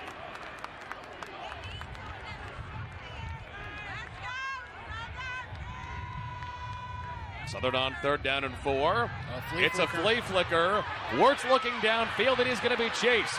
He was looking for Darian Anderson, but he was covered. He dumps it off to Devarius Bardner, and he drops it. Here comes 4th down, and that's a heartbreaker. Pass intended for number 10, Devarius Bardner, is incomplete. You know, when you see that kind of play, you know who he's looking for downfield. Clearly looking for Darian Anderson, maybe Wes Kennedy, but Troy just had that one sniffed out. Great coverage and great pressure by the defensive line. And just like that, another quick 3-and-out for the Eagles on offense. There's still 2:20 left to go in the third. Troy's nearly blocked a couple of kicks. They won't rush this one, though. Spiral kick to the 35. Southern's not going to let Dunlap get very far, maybe 2 yards on the return, but a flag in on the far side. Derek Dunlap on the punt return. Tackled by number 37, Lane Ecton. As we're listening into the atmosphere of the game, you can tell a couple of Georgia Southern fans have been a little frustrated here in the second half.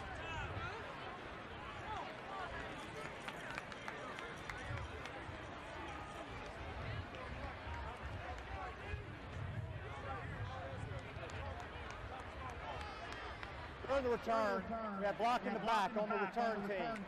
That'll be a 10-yard penalty from the spot of the foul. First down.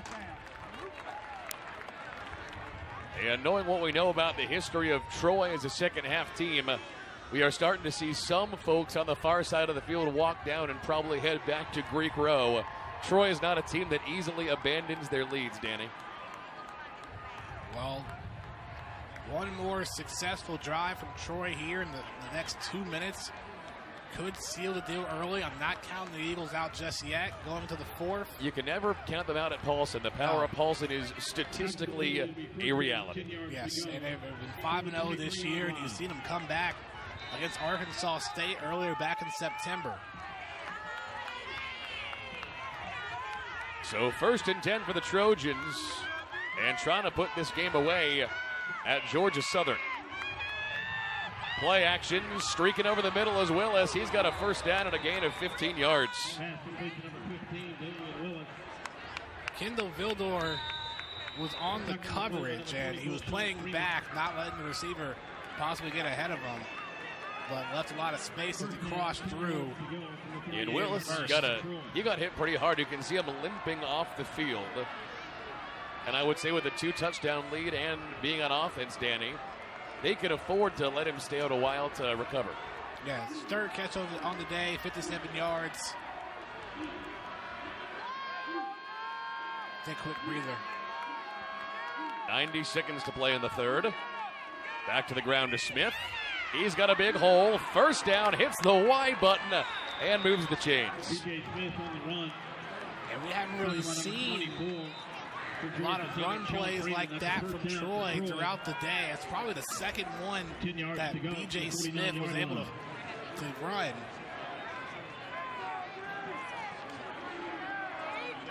Picks up 11 yards. Yeah, he hasn't been able to break away very much, has he? Smith has rushed for over 100 yards in 5 straight games. Unless he has a monster fourth quarter, that streak will end today.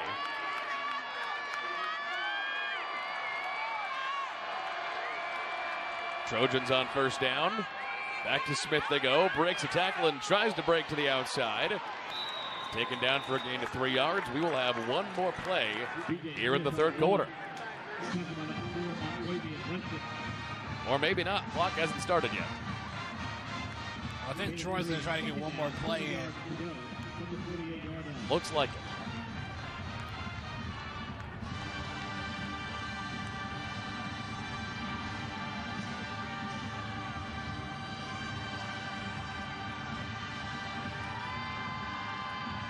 Now 10 seconds, and Neil Brown may just let the clock run out. And he will. The Trojans have never lost a game under Neil Brown when they lead entering the fourth quarter. Georgia Southern is going to try and turn history on its head in the biggest game of the year in the Eastern Division of the Sun Belt Conference. We're headed to the final 15 next. Well, Eagle Nation had a lot to be excited about at the beginning of this game.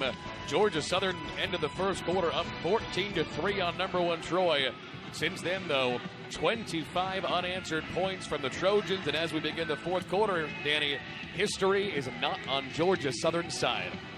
Well, as the Sounds of Journey play in Paulson Stadium, it'll be an interesting journey to see how Georgia Southern tries to fight their way back in the fourth.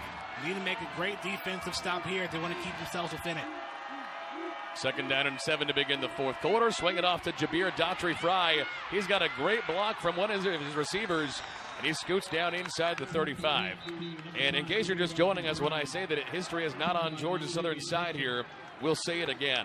Under Neil Brown, Troy is 31-0 when leading entering the fourth quarter.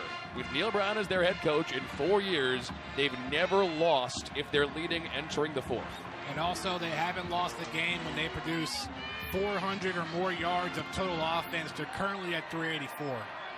So it's a race to the next 16 yards for Troy. Sawyer Smith's had a heck of a game as quarterback. He goes over the middle and hits Damian Willis. Number one receiver in the Sun Belt Conference is down inside the 10-yard line. And Danny, he started slow. He's starting to heat up. Yeah, I am impressed by the way Sawyer Smith has performed in this game. Wondering how he was going to answer back after having a great week last week against Louisiana. He's currently at 283 yards of 19 completions for 25 passes. I was going to say he's rapidly approaching 300, and man, he does not look like a guy who was forced into the starting job because of an injury a month ago. Well, he's been more comfortable over the last couple of games. First down and goal for the Trojans, up the middle to B.J. Smith. The leading rusher in the Sun Belt Conference has not had that great a game, Danny. If the Eagle defense has been able to do one thing, it's limit him.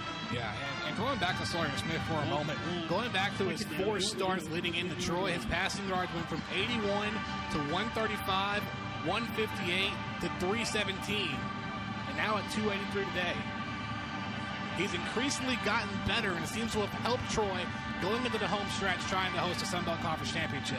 I think we're going to see him break 317 today. He's got plenty of time to do it.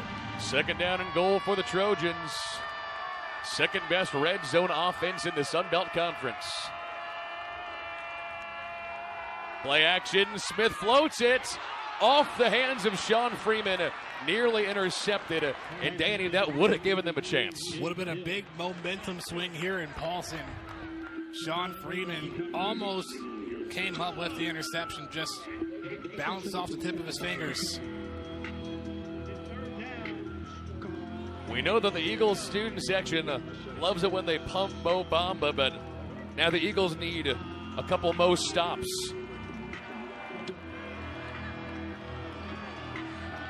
Third down and 10. Eagles showing his own defense on third and goal. Pressure off the edge. Up the middle to Smith. And he's going to seal this win for the Trojans in the beginning of the fourth quarter. We were just saying how B.J. Smith has largely been limited today, Danny. Of course, he would be the one to put this game on ice. Yeah, now his second rushing touchdown on the day, and it puts him up to 12 total on the year. It's a great run. 8 plays, 77 yards, a great drive by the Trojans in 4.5 minutes.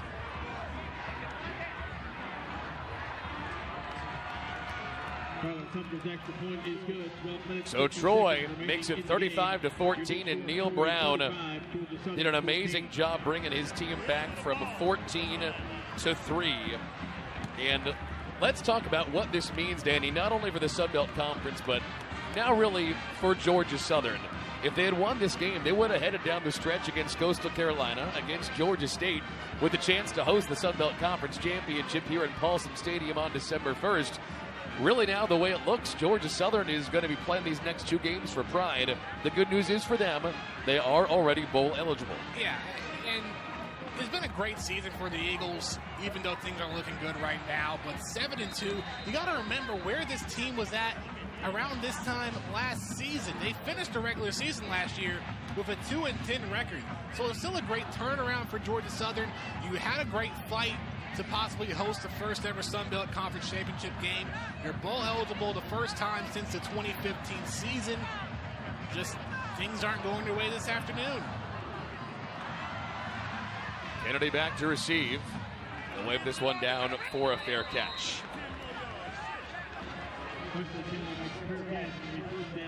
Ball replaced by 25 yards. First down, Georgia Southern. So like we said briefly, we had to rush on camera and rush back off. This upcoming 2 weeks for Georgia Southern, Danny, here's the thing. It's not going to be all that easy. Sure, Coastal Carolina is a team that isn't thought to be a Sun Belt Conference power, when you have an offensive mind like Jamie Chadwell running that show, it's not going to be easy. First down, Wirtz looking downfield, comes near side to Wesley Fields. He's inside the 40, turns on the Jets and gets pretty deep into Troy territory. Danny, if you're Southern, you wish they had pulled that one out a little bit earlier. Well, look, this game's not over yet. There's still 12:40 left to go, and he's got a big play to Wesley Fields down the field. So, you know, the Eagles, all they got to do is make some great stops on defense, get some points on the board, and they're still in it. When you go back to the next two games for the Eagles, at Coastal Carolina and at Georgia State, they lost to both of these teams last year. So it'd be great redemption for them if they're able to win the next 2 weeks. Eagles down to the Trojan 31. Wirtz on the keeper, shuffles ahead for a gain of 8 yards. And good first shine for getting back to the line pretty quick. The clock is not on their side. Georgia Southern is a running team, and every second that ticks is in Troy's favor. Yeah, they know they have to run these plays quickly if they want to keep themselves in this game. Shai Wirtz and the Eagle offense trying to make the folks who are leaving right now regret it.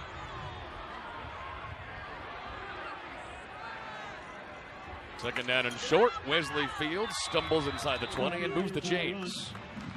In today's game, you know, going back to that great catch that Fields made, he has been the leading receiver for the Eagles today. 5 catches, 138 yards, and only 13 rushing yards on the ground. Yeah, what's surprising me, nobody has more than 30 yards rushing for Georgia Southern, not a single player. And the closest one to that was that 29-yard run by Monteo Garrett. That's the only run this afternoon. Wirtz on the option keeper, inside the 5, and Georgia Southern is alive with a response touchdown.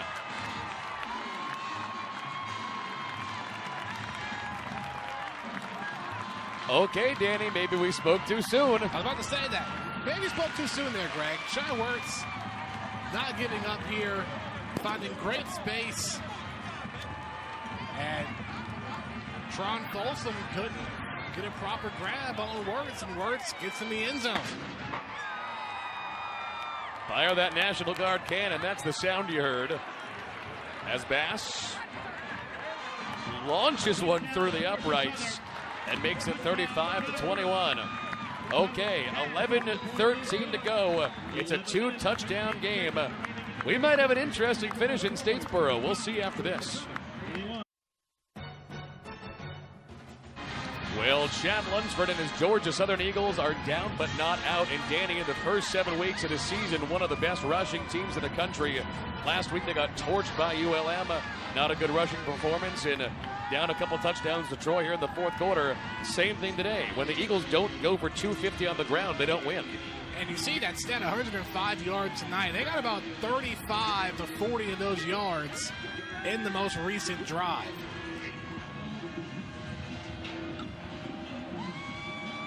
So it's not over yet, but the Georgia Southern defense needs a couple of big 3-and-out stops. And they need to look as good as they did on that last drive on offense. Jabir Daughtry-Fry, fair catch at the 5-yard line.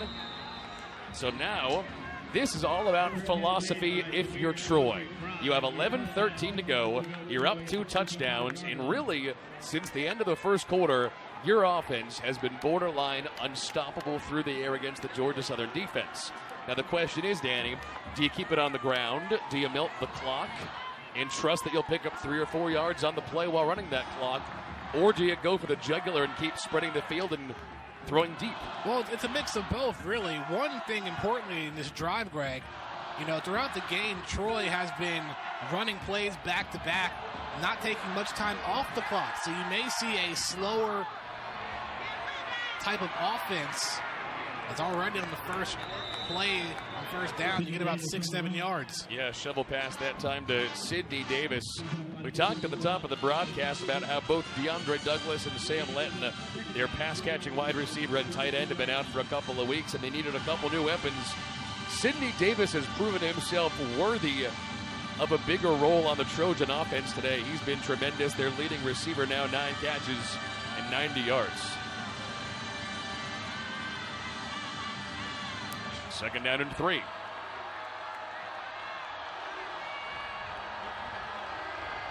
Davis, the motion man, up to Smith. Finds a hole in the defensive line, gets by it for a yard. And that'll move the chains, and that'll take us down inside 10 minutes. Well, now you're seeing Troy take their time in between plays. They know there's no rush here. I'm pretty convinced we're not going to see Troy intentionally go more than 15 yards on a play here. They're going to take their time, go north-south sparingly. I think they're going to try to keep it to 5 or 6 yards a play. Well, you just saw how quickly Georgia Southern was able to score on their previous drive. Knowing that Georgia Southern is capable of doing that again, you don't want to give them much time on the clock. On the ground to Smith. Defense holds him to 5 yards. One thing that's interesting in this game, Greg, you have not seen many flags, many penalties, just 2 penalties for each team. And that's one thing Georgia Southern had to work on over the last couple of weeks, because for a good part of the season, they led the Sun Belt and was also one of the top teams in the nation in fewest penalty yards this year. Yeah, Georgia Southern, the number 17 team in the country on not allowing penalties. They had some rough patches in the last couple of weeks, but they've played pretty clean, minus the 2 pass interference plays on Monquavian Brinson. 2nd and 7, they'll keep it on the ground. Here goes Smith. A first down for the leading rusher in the Sun Belt Conference. He's into Eagle territory in a gain of about 15 yards. And B.J. Smith has made his name today, a pair of touchdowns. Made his name earlier this year on the national stage, Danny. This is a guy who scored 2 touchdowns against Nebraska and 1 against Boise State. Yeah, 2 touchdowns today and already picked up a 22nd first down for the Trojans today. Only 9 for Georgia Southern. Also, they have converted on 3rd downs 50% this afternoon. Up from their normal 38% average.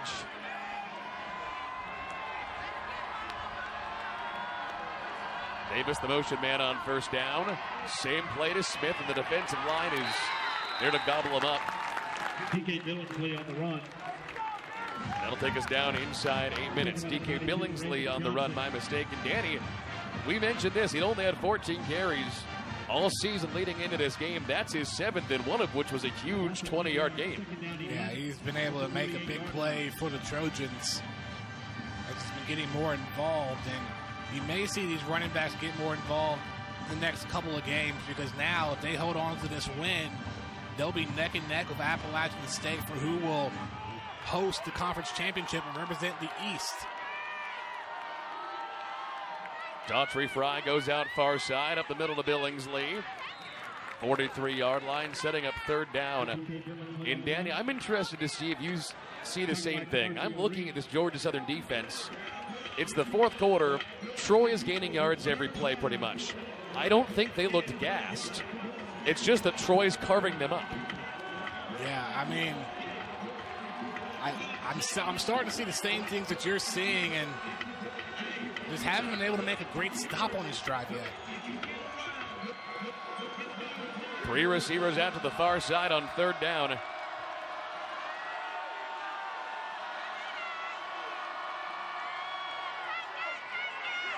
Billingsley goes nowhere, and Georgia Southern's going to get a stop.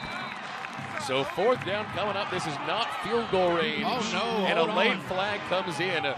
This is going to be some kind of personal. Wait a minute. That was really late. Unsportsmanlike conduct possibly on Georgia Southern. Yeah, I think I saw Logan Hunt, the man coming up from the pile there. Sportsmanlike conduct for 9. That's on the senior defensive end. It was Logan Hunt, and Danny, you don't like to use the word dumb. Man, that was a 4th down stop, and you just gave Troy a 1st down after finally getting a 3rd down stop.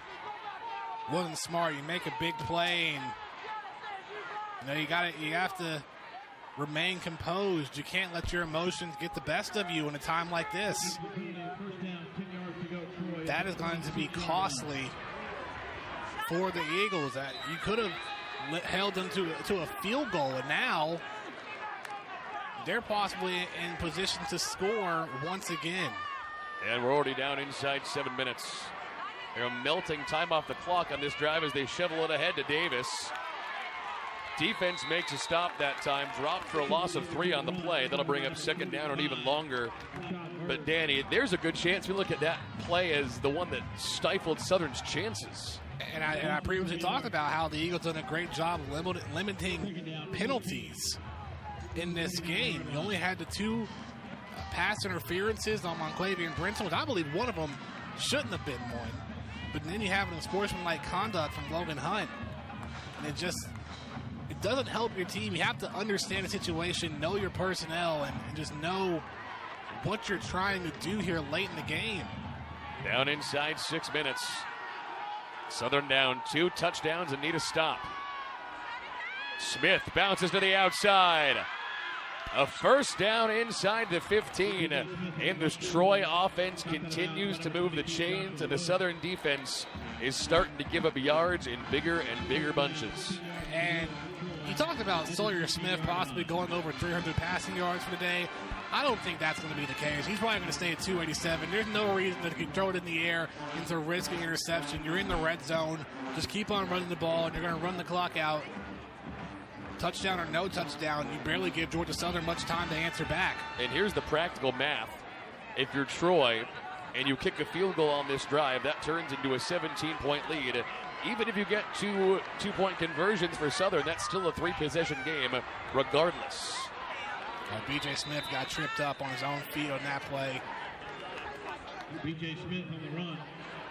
This will take us down inside 5 minutes. 37, Lane Ecton. Well, what a performance today by Troy.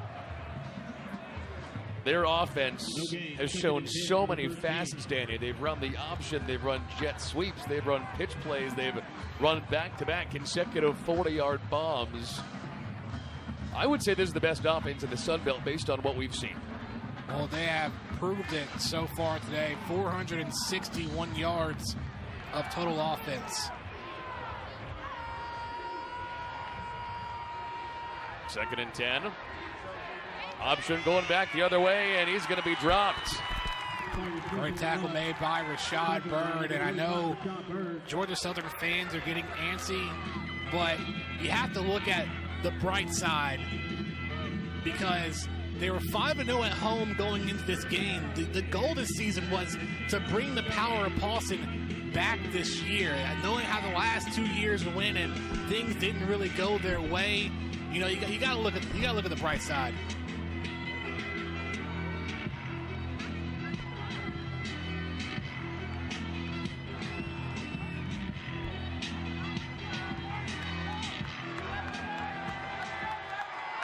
Third down and 16. Back to the ground, nothing doing. Southern defensive line comes it big when they need it. And they're going to call a timeout. This will be a 30-second timeout.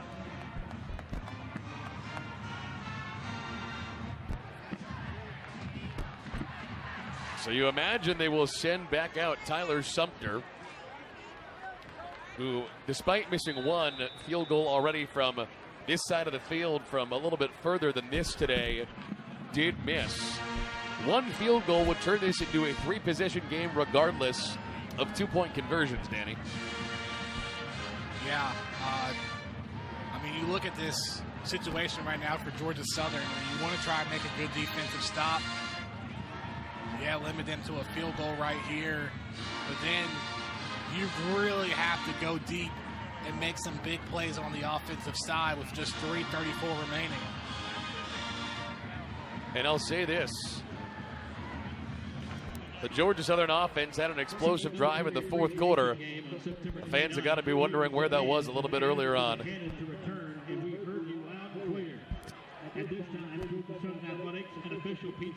So, Danny, if you're the Georgia Southern coaches, you are saying this is your kick rush of the season.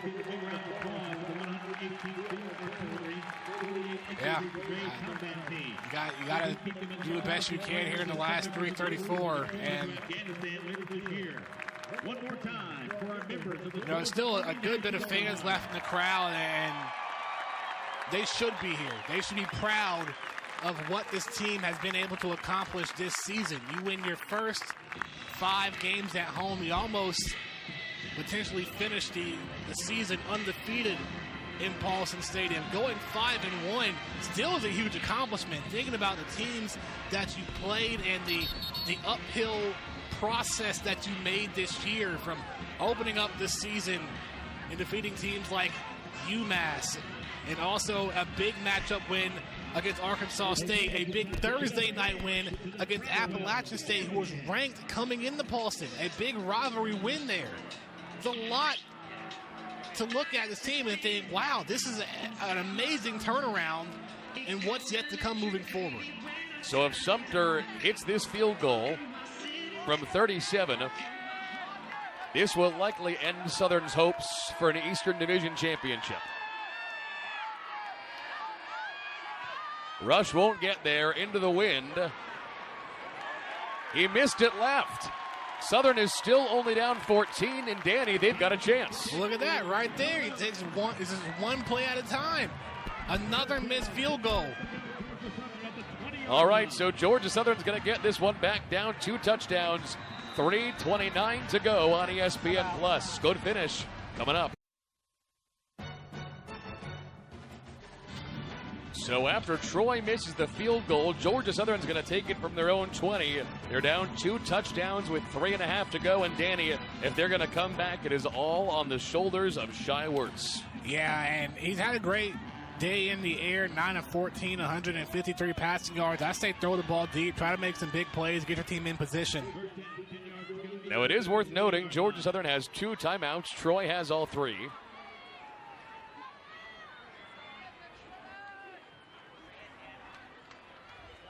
But Georgia Southern's deep threat receiver, Darian Anderson, is nowhere to be seen. He's down on the sideline. Tight end Ellis Richardson in motion. Play action. Wirtz dumps it off to Monteo Garrett. Runs out of bounds, shy of the 30. Second down and short coming up. And that's what you got to do, Danny. You got to throw the ball, got to go downfield, got to get out of bounds. Good news is, although he's thrown more than normal today, Shai's been pretty efficient. Now 10 for 15, 160 yards. Yeah, that's the second time we've seen Monteo Garrett get the ball today. The other time rushing for 29 yards, this time making a great catch.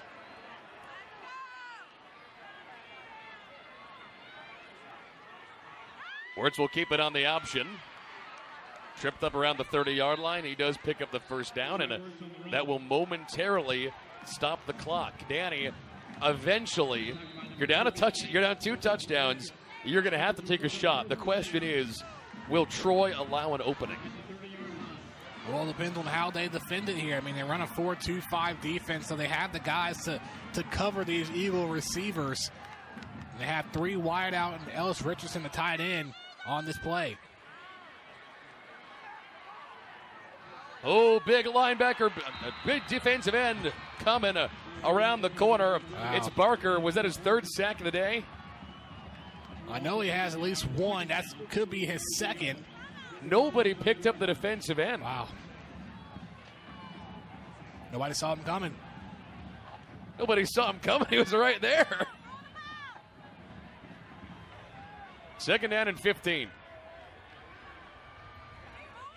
Wirtz looking downfield again, and here comes pressure. Flag comes in, that might be holding, gets rid of it, incomplete. Oh, that Ellis Richardson got hit too. That's a flag. Yep, there you go. Absolutely. Tyler Murray, one of the defensive specialists, knocked him down. That might be 15 free yards. It could be, depending on what the other flag is on, because it might even things out. We'll see what the official has to say, but already it's a late hit from Tyler Murray. You talked about the Eagles, the Trojans, playing with a lot of revenge on their minds after knowing what happened 2 years ago in 2016. Let's see what the officials have to say. One's a line ball, one's a dead ball. Personal foul, head slap, number 58 offense. That penalty will be enforced half the distance to the goal. And after the play, dead ball, late hit, number 4 offense.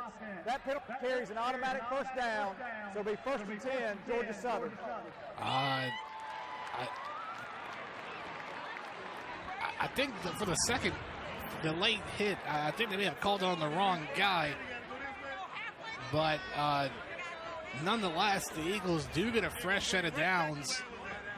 2 minutes left to go. However, going to see where this ball is going to be placed. They're almost in the same spot. May have gotten a couple yards ahead. After the penalty, it's first down, 10 yards to go, Georgia Southern at the 27-yard line. So they were at the 25, now at the 27. And a new first down now for Georgia Southern. Down inside 2 minutes.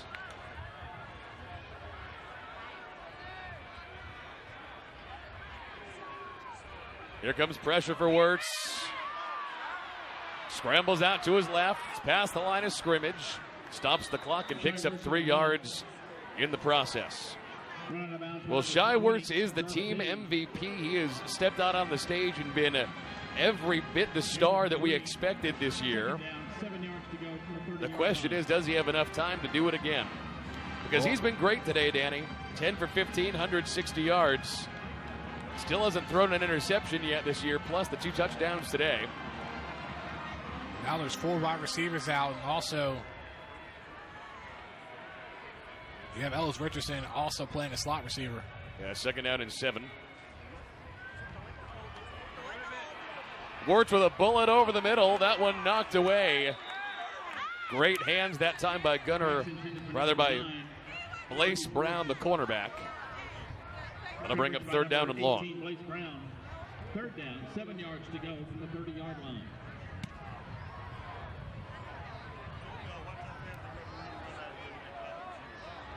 That'll stop the clock at 1:46.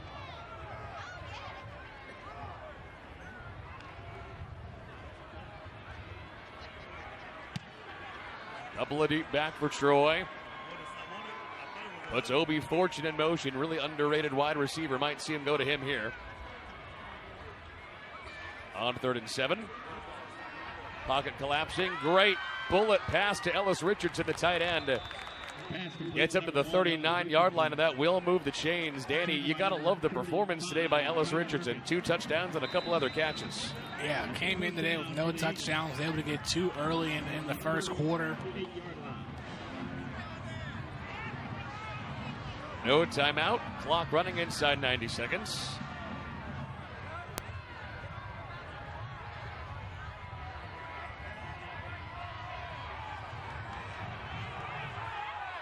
Troy brings 5. Pressure for Wirtz as he rolls. Comes near side, complete pass, hauled in that time by Malik Murray. His second catch of the year. But he was a couple yards short of the first down.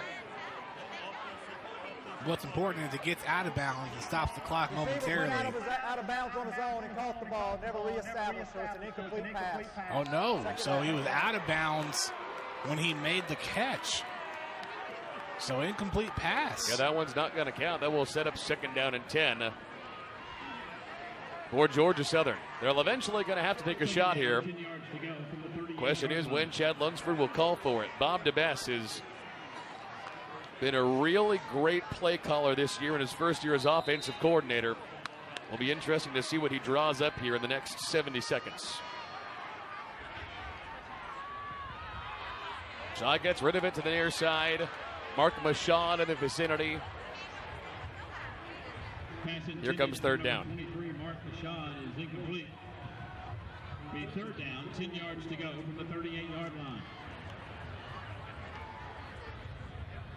And there are some folks starting to walk out of the stadium on both sides, but they have nothing to be disappointed in. This Georgia Southern team is going to walk away from this year with likely only 1 loss here in Paulson Stadium. And the power of Paulson continues to be all too real. Shy to throw. He's got Richardson, but wrapped up in the line of scrimmage for no gain. Here comes fourth down, and we are down inside a minute. Timeout. Georgia Southern. That's their second timeout. And Georgia Southern is going to burn a timeout. And Danny, while we're still on the air here, we mentioned at the top of the broadcast it is senior day here at Paulson Stadium. This crop of seniors, both redshirt and true, they have been through a lot. There was a particular group of guys who have had 4 offensive coordinators in 4 years, multiple head coaches, and yes, what a tremendous way to go out here to end your your home career. Yes, it's going to be a loss, but how far this team has come in just the last 2 years. So much pride should be taken in this group of Georgia Southern seniors. They did so much. Absolutely. I mean, Wesley Fields talked about it after the win over Appalachian State a few weeks ago. He was on this team as a freshman when they won the bowl game back in 2015, and he's been on the team during the struggles in 2016 and what happened in 2017. So just the way this Eagle team has been able to turn things around this year, it's something they can hang their heads on. Yes, the last home game doesn't go the way you want, but you go 5-1 at home in the 2018 season, a big turnaround in the last 2 years. But they'll go for it on 4th down and 9. Pressure coming from the edge. Wirtz completes a pass. He's got Devarius Bargnair across the 50. That's a first down and a gain of about 15 yards. That'll stop the change for the minute. And you talk about the seniors for this team. What about the young players that are going to push this team forward? Wirtz pumps, flies off the hands of Ellis Richardson, the tight end streaking across the middle. 2nd down. Go ahead, Danny. I mean, you just think about these players that are still going to be with the team moving forward. Only Wesley Fields and Monteo Garrett, the seniors. You still have a great influx of running backs, young running backs that are going to help lead this team next year and moving forward. Shy Wirtz, just a sophomore as well. He's going to be the starter for at least 2 more seasons. Steps up, goes down at the 48 and a loss of 5 yards. Another late sack by this Troy defense. That's their 3rd and final timeout of the half. And the Eagles will burn their 3rd and final timeout of the second half. So Georgia Southern is still bowl eligible, but looking at the schedule, it's hard to see a way, Danny, that they would win the Eastern Division of the Sun Belt Conference. However, if you look at Troy, they will be at home next week against Texas State. That should be a pretty easy win for them. All this, of course, now with this likely Troy win today, setting up the game of the year in the Sun Belt Conference. It'll be Troy against App State for Eastern Division supremacy. Yeah, if Appalachian State beats Texas State today, which the game starts in just a couple of minutes, and they win next week, then everything goes down to November 24th in Boone, North Carolina, determining who will represent the East and also host the first ever Sun Belt Conference Championship game. Troy has already been 5-time Sun Belt Conference champions. They're the defending conference champions after winning last year and eventually defeating North Texas in the bowl game. 3rd down and long. Wirtz dumps it off to Bargnair for the 2nd time this drive. Scampers his way inside the 45. That'll bring up 4th down. And here's another thing as well, Greg. This is the first season with Bob the Best as your offensive coordinator and Scott Sloan as your defensive coordinator. They've made so much progression this season. They have a lot of potential moving forward. 4th down, and down goes Wirtz, and that will be the ball game. Flag comes in from the near side. Looks like we had some pushing and shoving going along as well. Wouldn't be surprised if it's unsportsmanlike conduct. Sportsmanlike conduct, number 25, White. That's a 15-yard penalty. Well, I guess not the ball game yet. Georgia Southern's going to pick up a 15-yard penalty and a first down. They do have time for one more shot to the end zone, then maybe an onside kick. Justin Wisenhunt on the penalty, so the Eagles will get one more play on offense. But as a Georgia Southern fan, you should not be discouraged because, you know, there's so much potential within this team. And now you turn your focus towards the final 2 games on the road at Coastal Carolina and at Georgia State. Yeah, that's the thing, Danny. I don't want Eagle fans at home to think that this loss means anything gigantic. Yes, it means you're probably not going to win the Eastern Division Championship. Yes, in all likelihood, it means that it means you can't get to a 10-win season. Georgia Southern is 7-2, but gosh, regardless of this game, what an unbelievable performance by this Georgia Southern team this year. You still got 2 more games, including a chance to beat Georgia State for the first time in a few years. The foul was after the play. The ball had gone over on downs to Troy, and there was a dead ball personal foul, unsportsmanlike conduct foul. So all right, here comes Troy to kneel it down. Well, you might want to think about that, Greg. They do still have a chance to win 10 games because they have the 2 games left in the regular season and the bowl game. You're right, so there's still a chance for a 10-win season. You're right. So there's still a lot to look forward to for this year, but today just couldn't get it done. Troy had a great game offensively in the passing game. Yeah, Sawyer Smith comes off a 317-yard performance last week, turns in one nearly 300 yards today, and takes Troy to a 35-21 win over Georgia Southern.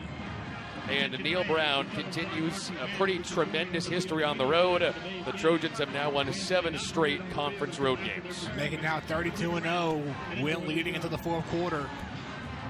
Able to get the job done, and now they win out. All roads will lead to Boone, North Carolina against Appalachian State. Yeah, we are looking forward to that game on November 24th. You can see it right here on ESPN+. It'll be Troy App State for the Eastern Division Championship in the Sun Belt Conference. But here in Statesboro, it's Troy 35, Georgia Southern 21. So for Danny Waugh, I'm Greg Talbot saying so long from Statesboro. All games airing on the ESPN networks are streaming live and archived on the ESPN app. And this has been a proud presentation of ESPN.